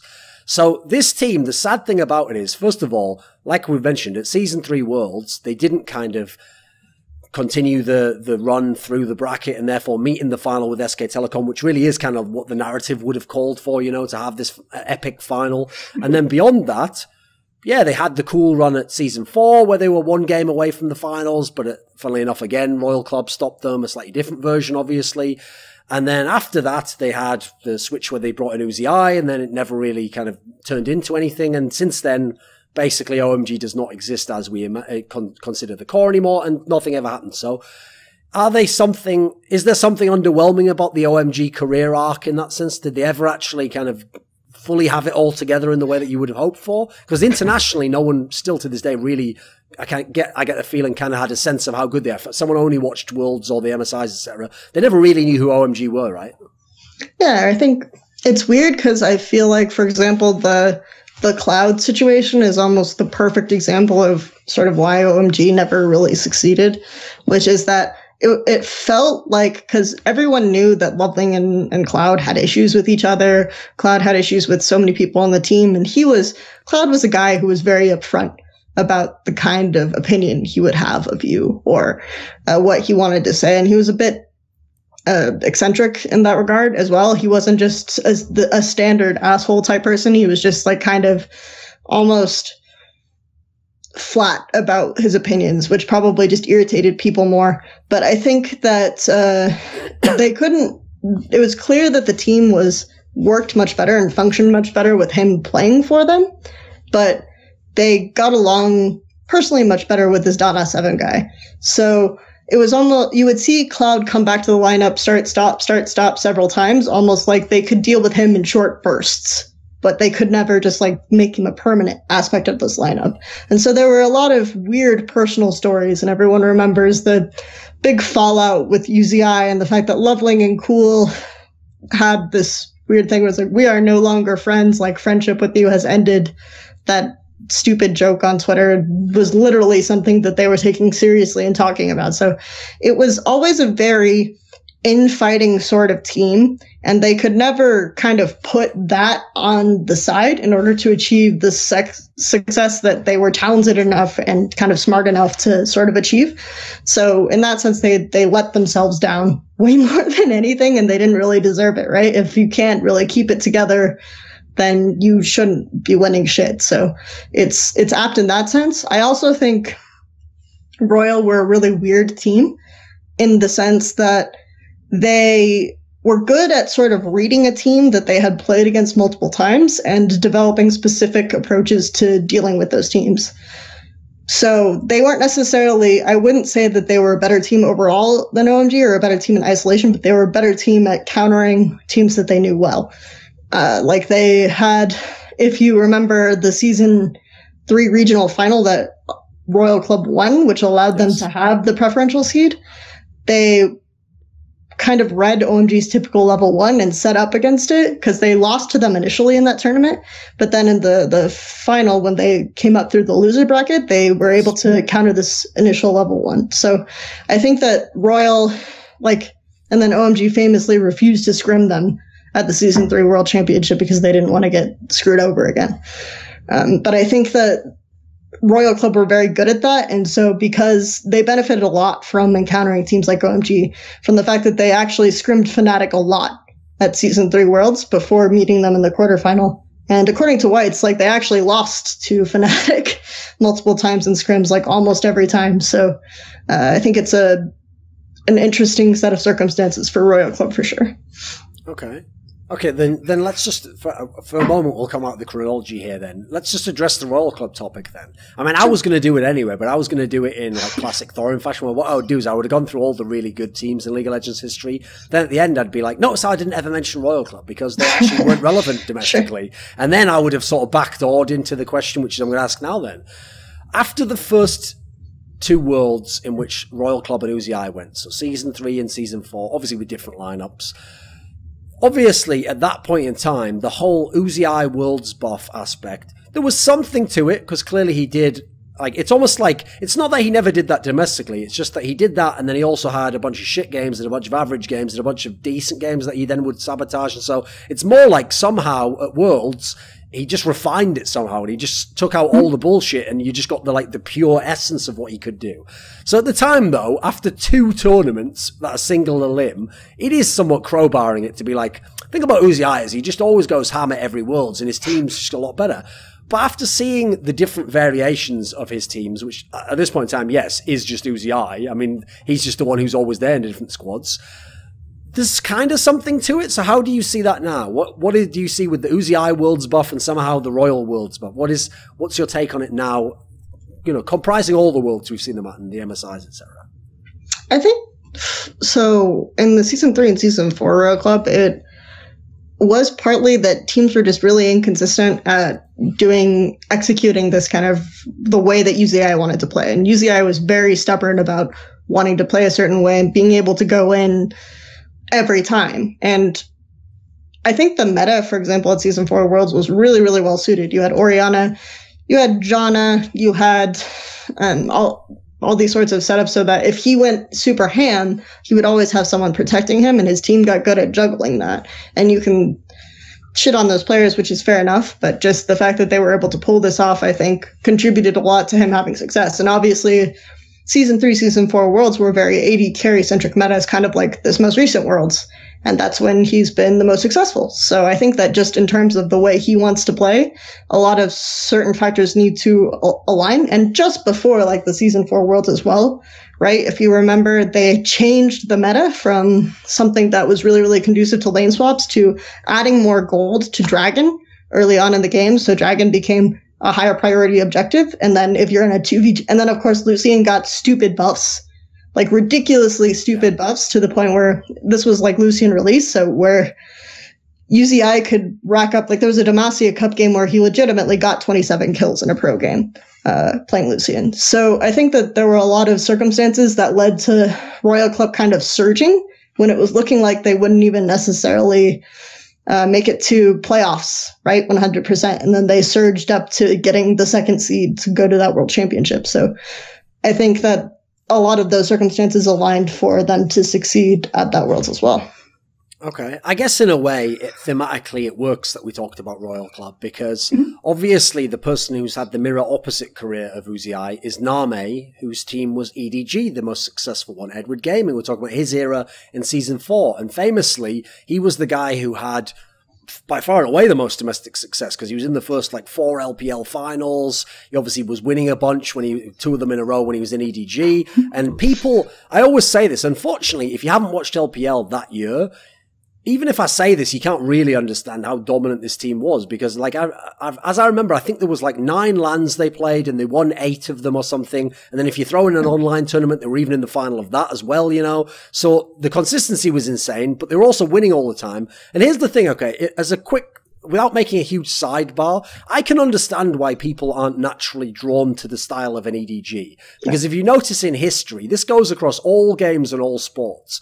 People fucking hate teams and players who play what they will call defensive in a derogatory fashion. What they really mean is this person doesn't take a lot of risks. They try to minimize risk. They try to neutralize the strength of an opponent, which is, by the way, a legitimate strategy to win. Like, if I just make it so that you can't score, I can win with the minimum score possible. And so, naturally, those sorts of teams who in a League of Legends context are macro teams and very drawn-out late-game scaling teams are never going to be the most fun to watch. I mean, by their very definition, they're somewhat boring. It takes a long time. It takes a long time to win. You win by, a death by 1,000 cuts on the enemy. You don't just win with the one epic moment. Meanwhile, you look at the most popular, naturally attractive teams in history. It's going to be like Moscow 5 versus the CLG EU. It's going to be OMG instead of EDG. It's going to be Samsung White rather than Samsung Blue. Who the fuck likes Samsung Blue? You know, it's not as attractive a style. So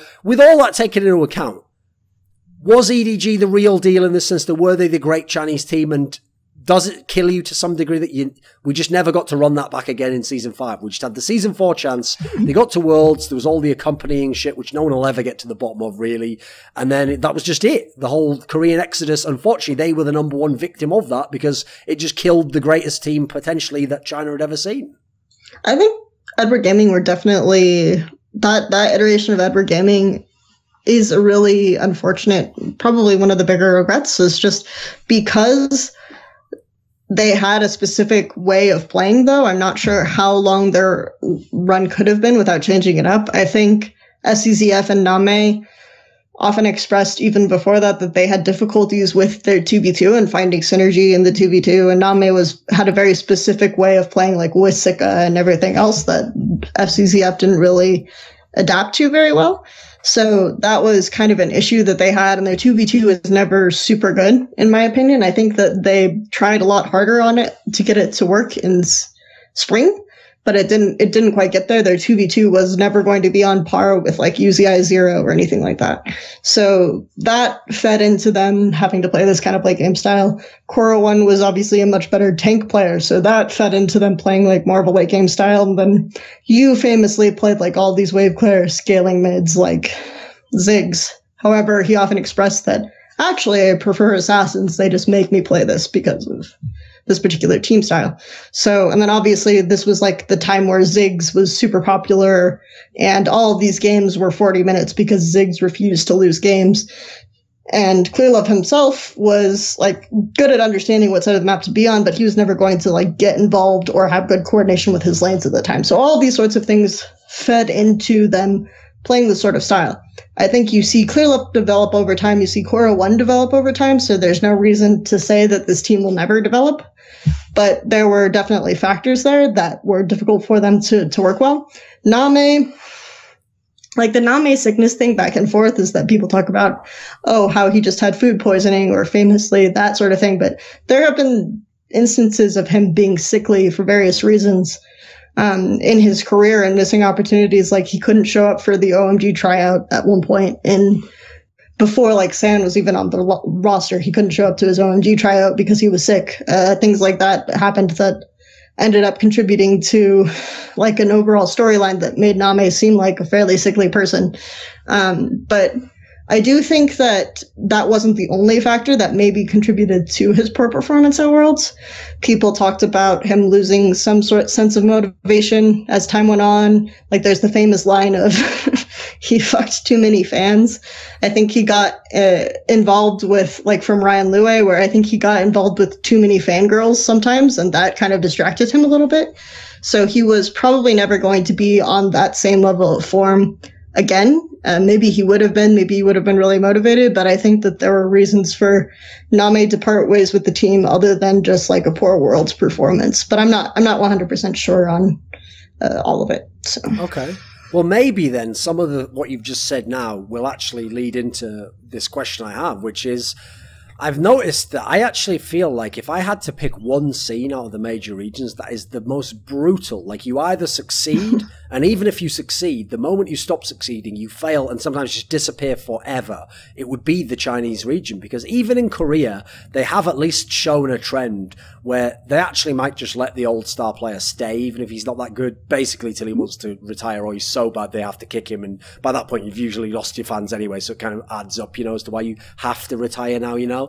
But the LPL especially is the one where I realize some of this is maybe tied into this weird aspect of like, it's not really a free market, and they do I know people don't know much about Ace, but you do kind of either play for the team that you play for or their LSPL team, or you just kind of fuck off and just sit on a 50-man roster and never get to play League of Legends again. Because you get scenarios, and Name is obviously a good example, because even though he resurrected from the dead twice, you know, like fucking Voldemort or something, it never really got to have a full crack again at like a top team, or if he did, it was, you know, very briefly, and again, when he was in the team RNG with Mata, you know, it was going well, and it was going well, and then all of a sudden you're out and you're never back ever again, and you're never allowed to play again. Why in the LPL do players who were superstar players go from that to kind of essentially seeming like they're in some sort of contract prison, or just disappearing entirely and you never see them again and they're off in some lower league or just never to be heard from again? Why is it so black and white?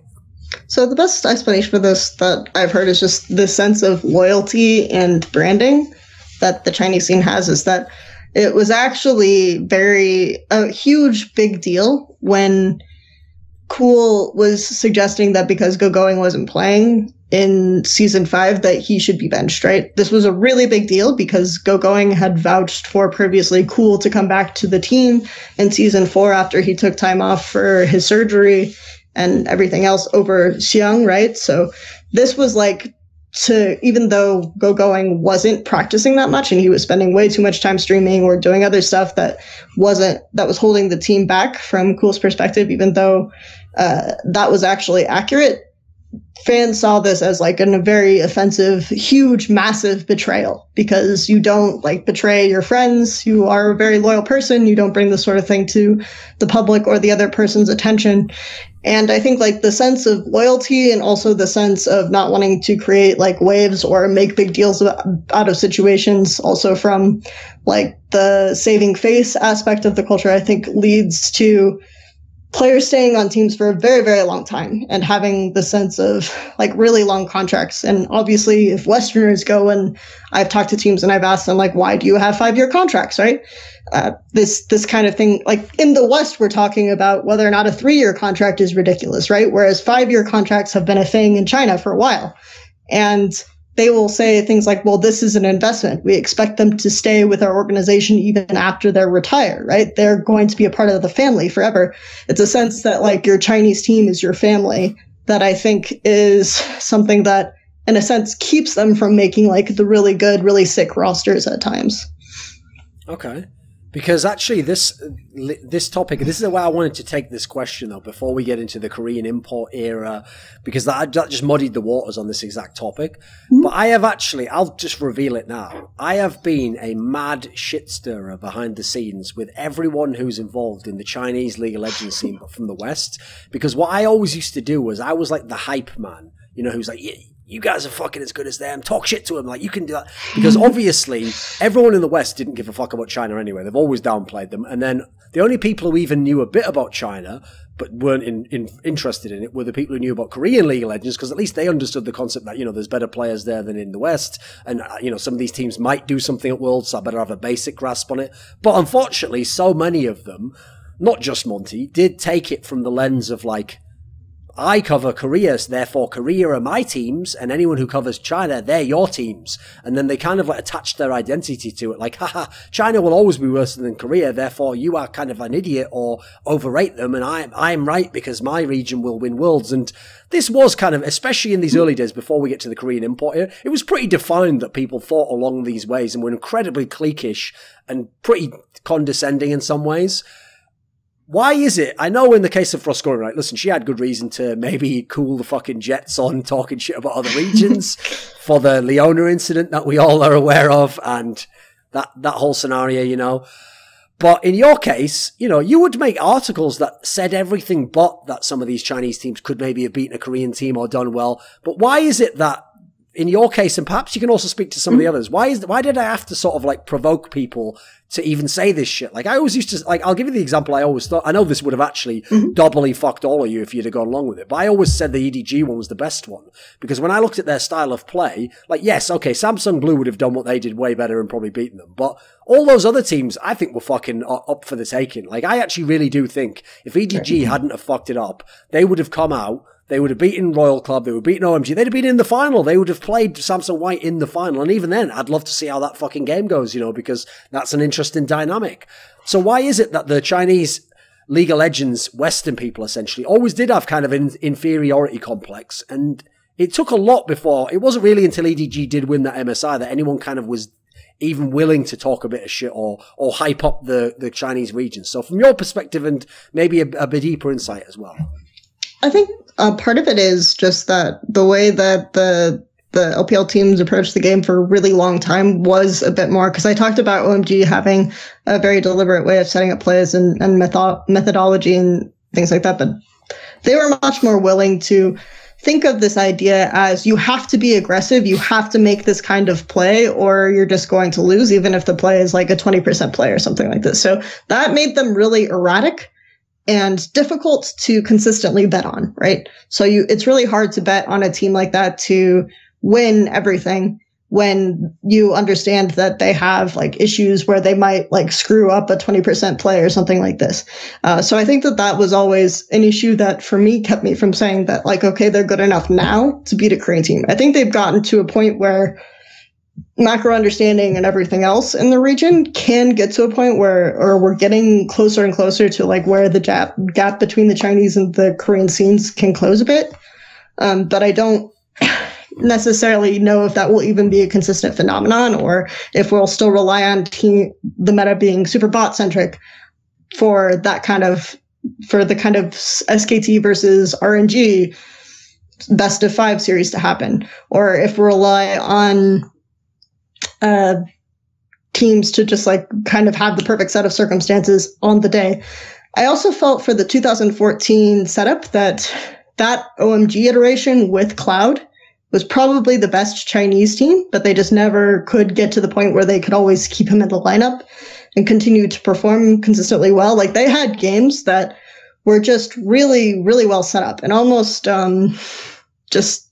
they felt like a team, they looked like a team that could compete in OGN and like make a final or make top 4 or something like this when they were firing on all cylinders. But they almost never did that. So that was like the perfect example of the Chinese team that why you couldn't bet on a Chinese team, why you couldn't be consistent. Because when they were firing on all cylinders, they were beating EDG and they made it to the final of the LPL with Dota 7 instead of Cloud anyway. So I think for me that was part of the issue where because of OMG, you could see the flaws in EDG, and then you couldn't really bet on this sort of OMG team to do well enough to make it there. Like I kind of felt almost that OMG would match up okay against like some of the top Korean teams if they could get their shit together, but they just unfortunately didn't. So that's like almost like the dumbest excuse of all time, right? Because obviously they still don't deserve it if they're not going to make it, if they're going to let these stupid petty arguments get into them. But that for me is like why you always had to put Chinese teams and that time below the Korean teams. So. Okay. Because obviously in Season 5, there was the moment where EDG beat SK Telecom, won MSI. And domestically, EDG was very good. But Season 5 was basically the story of EDG, who had obviously Deft and Pawn. And then over you had LGD, which had brought in Acorn and Flame and Imp. And I always think, funnily enough, you can even use the very, very loose analog that LGD was they were the kind of superstar team. They were the Samsung White, you know. Meanwhile, EDG was, it was more defined as to the good players. Well, they were the Samsung Blue approach, you know. They had the tank top laner and they had obviously played through Deft, right? Domestically, both teams very good in different ways. And funnily enough, again, actually fitting as to how I gave the analog there, you know, as to who was the more consistent and who had the higher ceiling maybe. Again, we have to kind of now give a caveat, which is we have to somehow explain what happened at Season 5 Worlds Sure. without rewriting history that they were always shit or that they were really good and this was just some mad fluke. So what's the storyline as to how these two teams who were clearly very good domestically and maybe on another day would have done amazing things at Worlds, both imploded in their own different ways at Worlds? So what are those two teams to you? So there was a really interesting thing that happened after EDG won MSI, which is that the Chinese community were suddenly realizing that, hey, we can actually do this, right? We can actually beat top Korean teams. We can win Riot-sponsored events. We can get there. And then at the same sense, talking to the teams that showed up at the World Championship after, like, I did an interview with PYL where he was very self-aware that the fact that LGD came in overconfident. They didn't use their practice time well. They thought that they were just the best region. So getting out of group stage was a given. Like, they were very honest about the fact that they did that. And you had Godbase shit talking on stream before the tournament, saying that I am intentionally feeding in my scrims and my team is still winning. Like, stuff like that. He openly would say, like, I'm not even trying, and Imp is like hard carrying. So I think they didn't prepare at all, which is really disappointing. Like, I don't think these teams were necessarily bad, but they didn't prepare at all for the tournament. Like, okay, you can argue that they were overhyped or that people credited them way too much, and I think that that's true. I think it's probably true that people said that they were a lot better than they were to an extent, because even if you look at the final where Edward Gaming beat SKT, like, 2 of the games they got through because Deft played Jinx, and then Jinx had to be banned, and after that those games were much more difficult. They had this, like, weird pick and ban scenario that played out, and I think it was partly just like Faker didn't even want to play LeBlanc that game, right? Famously. So I think it's just one of those situations where it's like that was still a very close set. And so people reacting and saying, well, the Chinese are now just as good as the Korean teams because of that, it was a little bit awkward, especially considering how domestically dominant EDG were all the way up until that 5-game final. So I think that was a big, and that's when Pon's back problems also famously started, was during that playoffs as well. So I think that's definitely a fair criticism to levy against people like me who are saying that LGD would win Worlds. But I also think that the teams that went there, like EDG, LGD, weren't so bad that they would lose to TSM, right? If they had prepared well. So I do think that the preparation thing was a big factor in terms of like how poorly they did. There was also like so much bullshit going on with the Edward Gaming stuff and the top laner and Cora1 physically flying home at one point and then they had to find him. I don't know. It's really bizarre.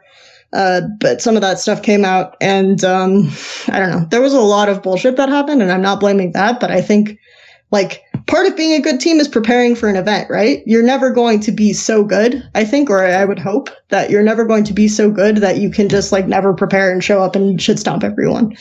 For the most part, that almost never happens in any game, in any professional setting, or in any competition, unless you've gotten and if it does, it's because you've put so much work in and so much prep beforehand that you can do that off the cuff, right? Yeah. So I think that made them bad teams for sure. That made them bad mentally. That made them bad in a lot of ways. So, yeah. So along these lines, I've also noticed another trend that happens in China is if you ever get a player like Wayless in this scenario, Name for EDG, if somehow that, like, because when they're in like their prime, you know, that everything's working well, they're confident, they're really, really good, they're having great results, and the team believes in them. If that kind of like aura ever gets cracked, it does actually feel like they're just fucked. Like, none of them ever recover, it feels like. That's why I actually have a bizarre, sort of a perverse respect for people like Z-Tai that just don't seem to give a fuck and just keep going anyway. Sure. And just refuse to ever retire. I kind of respect that someone at least keeps going. Because the others, it feels like whenever something goes wrong like that, it just keeps going downhill from there. Because, like, for example, I mean, the Namo one's a bit more easy to explain. We explain, like, the illness and then the whole contract scenario and then from team to team to team. But, like, the Wayless one's the most bizarre one ever because it's like basically, it's almost like Wayless died before Season 5 Worlds began and whoever's been there instead, some shade, has been nothing like him. So why do you think this pattern seems to recur, especially with big names at least? It's really weird because I think this happens a lot in the Chinese scene where, I mean, there's obviously this weird sort of pressure. I feel like the Chinese fans and the Chinese teams talk about the fan pressure more than a lot of teams in the West. Like, it obviously comes up. You had Hai do that big blog post about how you adding people on Twitter can affect them mentally, and everyone should try to be more considerate and everything else. But in China, if you think about it, you have such a much larger fan base, right? Like, just so many people, and on top of that, they're much more likely to like comment on Weibo, right? You in the West and on Twitter, you get a lot of likes or retweets or whatever here and there, but I have so many fewer followers on Weibo than I do on Twitter, and I get way more comments, right? Because people will want to like have a discussion, and I think part of it is just the character limit thing, where Chinese characters, you can say so much more with the same character limit than you can say in English or whatever. So you get, as soon as you lose a game, you get so many more negative comments coming in than you would if you were a Western player, because not only do you have like a larger follower base, you also have like all of them commenting at the same time. And so you just kind of want to ostracize yourself or isolate yourself after that. I don't necessarily know if that's the entire story, but I do know that people bring it up a lot. They talk about like this kind of fan reaction or the way the Chinese fans behave as a big reason why they say that people take it very critically. Like, for a while, you saw Lucky immediately retired at the end of Season 3 Worlds. You saw Pomelo wanting to retire right after the whole All-Stars thing, which was really the first MSI or whatever. So I think that that's a big factor going into like how more importantly, how the Chinese pros are responding to this type of fan reaction than anything is a big reason why you see people have like one bad international event and then immediately kind of disappear. Okay. Right. This is a question that's sort of a preliminary question to decide whether I'm going to ask another question. It goes like this. Right. I know, sadly, from hard-learned experience, that anyone who is involved with Chinese League of Legends from the West, for some bizarre reason, has to be incredibly delicate and use kid gloves to talk about certain topics. Because not just politically, but even within the esports politics within China, it's a minefield. I mean, it's very, very dangerous. Sure. Sometimes you don't know. I mean, funnily enough, the same things happen with Korean League Legends in its own ways. Like, obviously, the Weldon example. You never know where you're thinking you're just making a comment, you're giving your opinion, and to them, you've blown it up into some big issue, and they're drawing all these crazy conclusions. So just as I know certain topics are not to be talked about, they are verboten within the Chinese League of Legends scene, right? Would it be a problem if I asked you about what appear to some people in the West to be potential inconsistencies with Chinese streaming and how big it might really be? Would that put you in any sort of danger? No, I can talk about that, yeah. Because it seems like in general you haven't really had to be as careful in that. I don't know what consequences you pay for it, but I know compared to some of the people I'm referring to, you have seemed to be fairly kind of shooting from the hip and just saying what you think, right?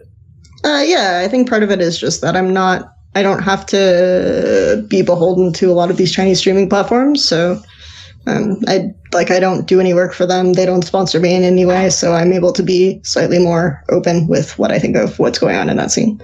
Okay.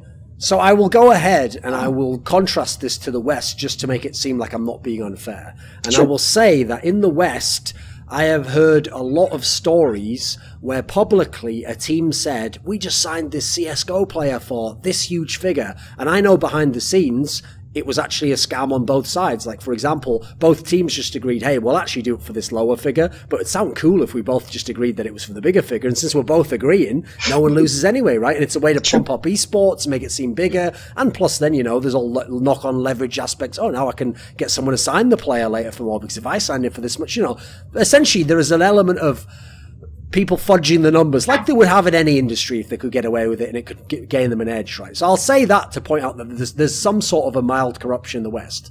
But I have heard people in the West who are pretty knowledgeable generally about esports who tell me that they kind of don't buy this angle that the Chinese streaming sites are as big in terms of the contracts that they give people. So when you hear, the most obvious example of this is Messiah from World Elite, where he comes to the galas with the fucking super hot model on his arm and he's in a fucking Bugatti and he rolls up and he's got the insane suit on and the ear, he's got like, you know, the NBA style 10K diamond in his ear, you know, and all it. He's selling a lifestyle, either inadvertently because he has that lifestyle, or this is what people's conspiracy theory is. They think that what the Chinese streaming site does is, yeah, he gets paid a really good salary. He gets paid a lot of money, but he doesn't get paid millions. And maybe they hire that Bugatti and maybe they pay for the woman to be on his arm and they give him, you know, like, so, you know, kind of like they do for red carpets in Hollywood. You don't actually buy that dress and that jewelry. You get given it by someone who wants to.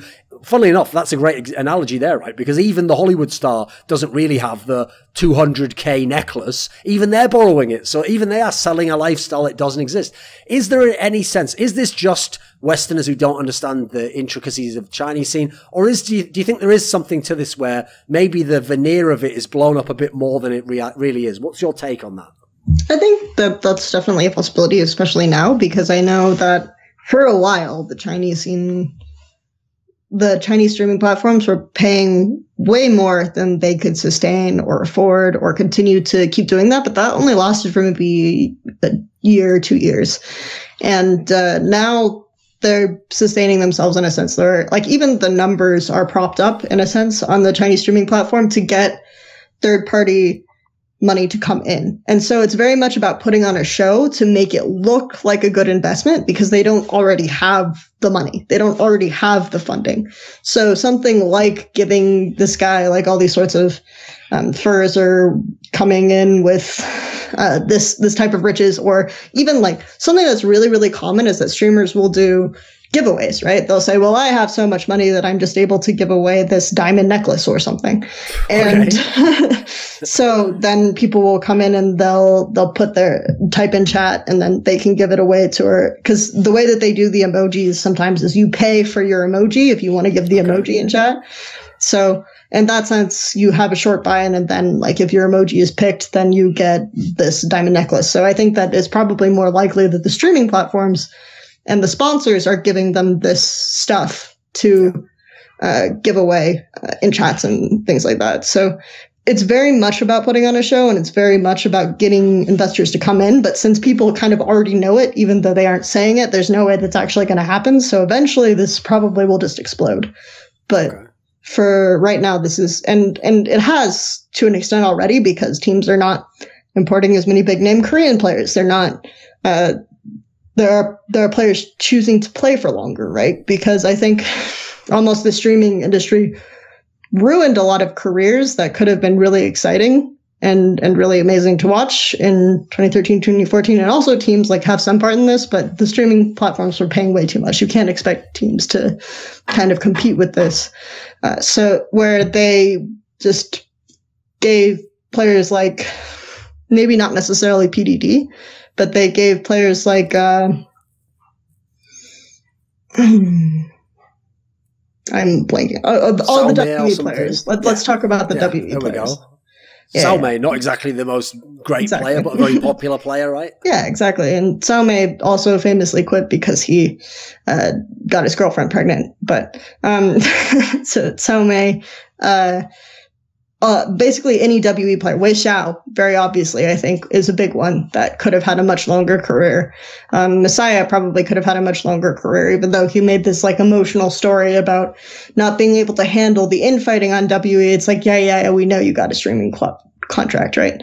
Yeah. So I think that there are a lot of careers that could have been much longer and more impressive, if not for this streaming phenomenon. And that's part of the reason why people respect Clearlove so much, is just because he never sort of did that. I think he sort of played the long con, because if he retires now, he'll get the biggest contract in the history of whatever. UZI is probably the only player who consistently is still playing and consistently pulls in the same streaming numbers as some of the top streamers, though. So, okay, right. This all leads into what, I mean, listen, I don't know, maybe you've mellowed over the years, but to Kelsey Moser of 3 years ago is the most blasphemous question ever, okay? Which is, in light of what we've seen with the Korean imports, and it worked to some degree, but it didn't work sort of entirely, you know, it couldn't make you the best, for example. And then we've seen all the great teams, which sadly, as we've discussed in this conversation, most of those people have been and gone. Like, you know, even the ones that play now, they are legacy players. They're not the best players anymore, you know? And even the Koreans that remain that are very good, like Rookie, etc., clearly they are just in some sort of mad prison that they will never be allowed to be the best team, etc. If we add all of this up, right, the only real pattern we can find for actually having potential success where a Chinese team could win Worlds, it seems from the outside like it probably has to be a team that has Uzi Eye on it. Is that a reasonable statement? I mean, I think part of the reason why it's a reasonable statement is just because he is obviously a very talented player, and he's got a certain sense of confidence and just a way that he approaches the game that he hasn't really allowed people to shake that much, that I think is just really useful and really important for a team and really exciting to watch. So I think that that makes him a very rare player in that regard. I wouldn't even necessarily say it's his individual skill. It's just that kind of his almost stubbornness makes him like a very exciting and interesting player that makes teams successful, because you don't even argue to an extent over how you're going to play. You just kind of let it happen. And then I do think we've had successful international teams that aren't UZI, don't have UZI on them. Obviously, we've had like the WEs and the Edward Gamings. And as I have said, I think when we did the Mount Rushmore, a lot of what leads Chinese teams to be successful are these strong personalities, because you don't have the input from the coaching staff is almost non-existent. The owners often do more harm than good. So you have to have players who have really strong leadership and really strong personalities for your team to succeed at all, or a really strong sense of like who they are, what they want, that sort of inspires the entire team. So I think that that's something that you could credit UCI with, most likely, yes. Okay. So as people who've watched enough of these shows will know, I have at times, just because it's in my peripheral vision all the time, called you Karen, actually, because you have Aaron in your name, which is your middle name for people who don't know the history of the name.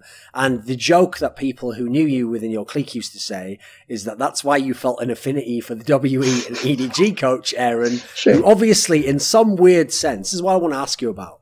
Okay, I've always been very fascinated by him myself, especially because when WE was very, very good, obviously I wanted to know why. And I got to know through people like Clement and through people like Monty and PapaSmithy, etc., that this Aaron guy is a key element of it. It's not just that, you know, like Wei Zhao's figured out if you farm me up, I'll win the game, you know.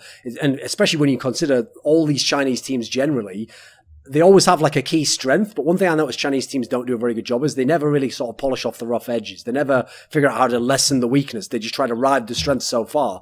So when I look at the success he's had in WE and then with a totally different team, well, I mean, obviously a couple of players carried over into EDG and then totally different EDG lineups that were almost not at all the same except Clearlove, and then continuing with EDG, and then it wasn't until fairly recently he kind of moved on from being the coach. And then there's even that cool storyline where he ended up influencing AHQ and then rising up from the LMS region to be pretty good internationally at one point in time. What is so interesting about this Aaron guy to you? Who is Aaron to you? Is he some lone example of a coach that could actually have this real input and have some sort of a way of seeing the game and crafting the game? Because he seems to be an integral figure within Chinese League of Legends history, right? Yeah, he's a very interesting figure, right? You had the whole story that broke that people wonder is or isn't it true about him only getting his WE job because he created like a bunch of fake social media accounts for a sister, right? Like that sort of character, someone who inspires those sorts of stories about him is immediately. That sounds sick though. That sounds like he's some like Littlefinger-esque character, you know, who sort of like pulled himself up by his bootstraps. Yeah, pulled himself up by his bootstraps and manipulated his way into a position of power. So I think like that guy is immediately going to have someone who inspires those types of stories is immediately going to be an interesting person or have an interesting sort of aura around him. The WE stories from season 2 are very fascinating because it's always like 5 guys and Aaron like living in 1 or 2 room apartment and just giving up food so that they can use internet. So I think in that type of situation, establishing your reputation as a coach under those circumstances before owners and like large structures would get involved is almost necessary to have a reputation as a strong Chinese coach. So the fact that he was able to do that, I think, allowed him to continue to have influence even when he ended up under Edward Chu and ended up in that position. I think allowed him to continue to have influence and continue to have a big effect on the team. And that's something that actually is probably really difficult to replicate as a Chinese coach now. So I think that is important. I also think he ended up in a situation where his first team, his WE team, had a lot of very driven players, a lot of very knowledgeable players who could express their thoughts on the game really well. So both he famously says he wasn't a coach, like he was an analyst, right?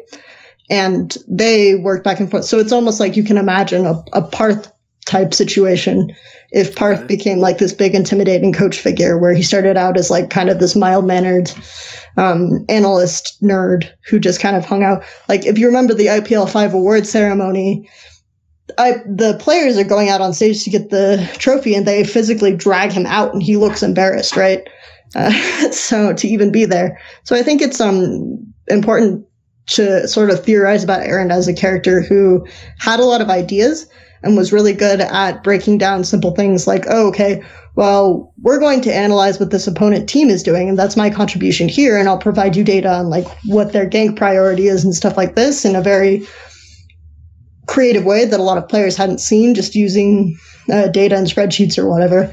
And then after that, he gains a lot of game knowledge. He gains a lot of information. He gains a lot of confidence in himself. He's able to become a more imposing, more authoritative coaching figure and be a success story and build himself up alongside Team WE at the same time. So I think that that's a better description of kind of how Aaron got to be where he is. Okay. Right. I actually thought I had a cool way to end this interview, okay? So it's something I haven't done in a lot of my reflections in a long time, because eventually it got so that, especially when I did them online, you have as much time as you need and you can go into all the real topics, you know, whereas in real life, sometimes, you know, I have to cut it off and so I'll have a fun way to make it end, you know? And so I'm not going to do some lame, like, aliens come to Earth, like that was just a gimmick. That was called branding. People don't know why that's gone. It was never that good anyway. If you ever saw the fucking answers, they sucked.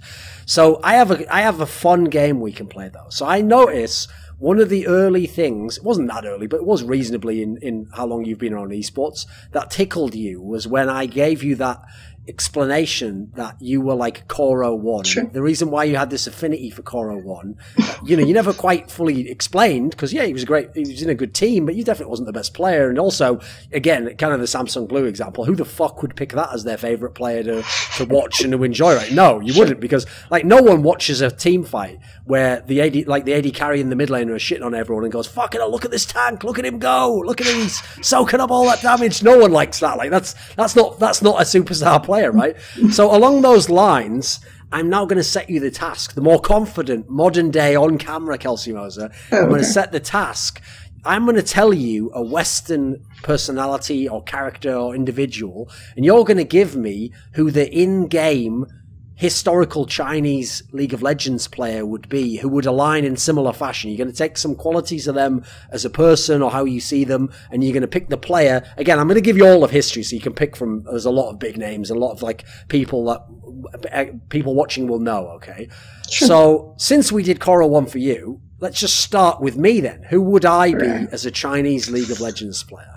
It would have to be someone who has a reputation for kind of just practicing a lot, right? Who is very self-motivated in that way.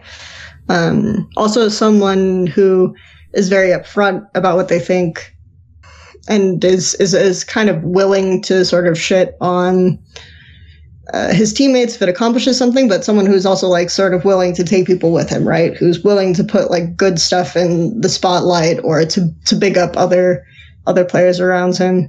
I almost feel like you're probably going to hate this, but probably Clear Love, to be honest. I think you're probably more of a Clear Love person than you realize, just in terms of like Clear Love's reputation and what he's gone through and what people see him as. You're probably more of a Clear Love than most of the other players. So, okay. Now, who would our darling dear Froskurinn be? Okay. Froskurinn, I think, is probably someone who has been successful, but has had like a lot of ups and downs, probably rooted into like emotions or just being able to take public criticism a bit hard, going in and out. Has achieved some significant level of success, but not necessarily immediate or through like the same amount of consistency or persistence. So I would say, I mean, I feel like she is drawn to Zatai in a way because she is a lot like him in that sense, right? She can do a lot of irrational things, but she's managed to get herself up to a place where she is regarded as one of the best commentators or the best in her field at a time. Like, obviously, Zatai was one of the best a long time ago, but she is one of the better ones now. So it's not like a perfect timeline, but I think just reverse the careers then, run his career backwards. Exactly. Yeah. If you could run his career backwards, it would make a lot of sense. Where she's done a lot of things that maybe were irrational at one point, or she's had to learn a lot from stuff, but she's eventually got to a point where she was like very humbled and she put in a lot of work to get somewhere. And I think Zatai almost in season 5 was a lot like that, where he suddenly had a wake-up call and he put in a ton of work. He made it to the top of Korean ladder and he gets a chance to play mid. And obviously they put him down because he's still not as good as Rookie, but he manages to find his way to make his mark like on the team anyway. So I think that in a sense that there are a lot of similarities between Zatai's ups and downs and Froskurinn's. So yeah. Okay. I have noticed, by the way, that she also does have, she doesn't know it, but ludicrous bias when she ever described Zatai from his top lane era onwards. Like, yes. She could just see all the positives of it. All the flaws weren't a big deal. They were all going to be ironed out, you know, and Zatai's going to get it all together and, you know, make it like, that's a good one. I like that one. Okay. So what about MonteCristo? By the way, this is going to be my favorite one no matter what you say, just because I just love the idea of making Monty a Chinese League of Legends player. Like, in many ways, his anathema on all levels. Okay. So probably someone very vocal, someone who has a bit of a public persona, right? Who's popular with the fans, who's good at what he does, but also just like has a way of like picking himself up in a sense. So, okay. Can I do like a Korean import? Obviously, it has to be almost a Korean import in a sense. Okay, like, go for it then. Yeah, why not? This is a very Chinese Korean import. I want to say he'll probably hate this, but I think he's very similar to Doinby. In a way that Doinby's been able to milk like a public persona. He's been able to ingratiate himself very well with the fan base, and people will often like look at him in situations where he's in, and he's done well, extremely well, but then like they'll maybe put down people by comparison to pick him up, or obviously this is no reflection on me whatsoever. No, of course not. Just in general, like Doinby has found himself to be like a big fundamental cornerstone of the Chinese community. And when you watch this guy stream, he's very good at playing the crowd. And I do think he is a very skilled player in the skill set that he gives himself. And he's worked very hard to get to a point where he is, and to like overcome some of the public negativities that he's had about himself, but also to just like characterize himself as a team player and a team leader, and get to a point where he can have a certain amount of success and a certain amount of, like, he was voted MVP of LPL in spring. So I think Doinby is a good fit for MonteCristo. If you've ever seen like how emotional and how well he can play a crowd, and how much he's like ingratiated himself to the Chinese community. So. Okay. And then the last one I had was PapaSmithy, because I realise now the modern day fan will think he casts LCK. No, he came from LPL, and sadly that is actually the career trajectory where if you do really well in LPL casting, you get the chance to go and cast in Korea and pretend like you've just started your whole career over again. So what about our old mate PapaSmithy? It has to be someone who is kind of patient. Probably an in-game shot caller or leader of some sort, I would say, who isn't necessarily taking the spotlight, but is very good at setting up situations and making people understand what's going on inside the game. maybe someone who's transitioned into casting occasionally. So I think maybe San is actually a good example. Again, this sounds kind of negative, but he was apparently very vocal in OMG. So when they replaced him, there were problems. I think he was really underrated as a player, but he was always like sort of calm. He was always sort of the glue of the team. And he was a very good player and very skilled. And over time, I think people like sort of missed him and they had overlooked him for a period of time. And I think like a lot of people sort of overlooked PapaSmithy in parts of his career when he didn't deserve to be overlooked. And he's gotten to a place where, I mean, he's now kind of a persona, but he's still sometimes like gets cast in the shadow, but he was always just like sort of a level-headed guy. He was always the guy to turn to. And so I think that kind of resonates a little bit with me when I think of PapaSmithy. So. Okay. At the end of the interview, do you have anyone you'd like to thank or say hello to? Just thanks for having me on. Obviously, you've been very helpful to me throughout my career. And just thanks to everyone else, I guess, who I haven't named, because I feel like going through a long list is really long, but a lot of people have helped me, so that's been really helpful. And yeah, just I appreciate anyone who's watching this as well. So.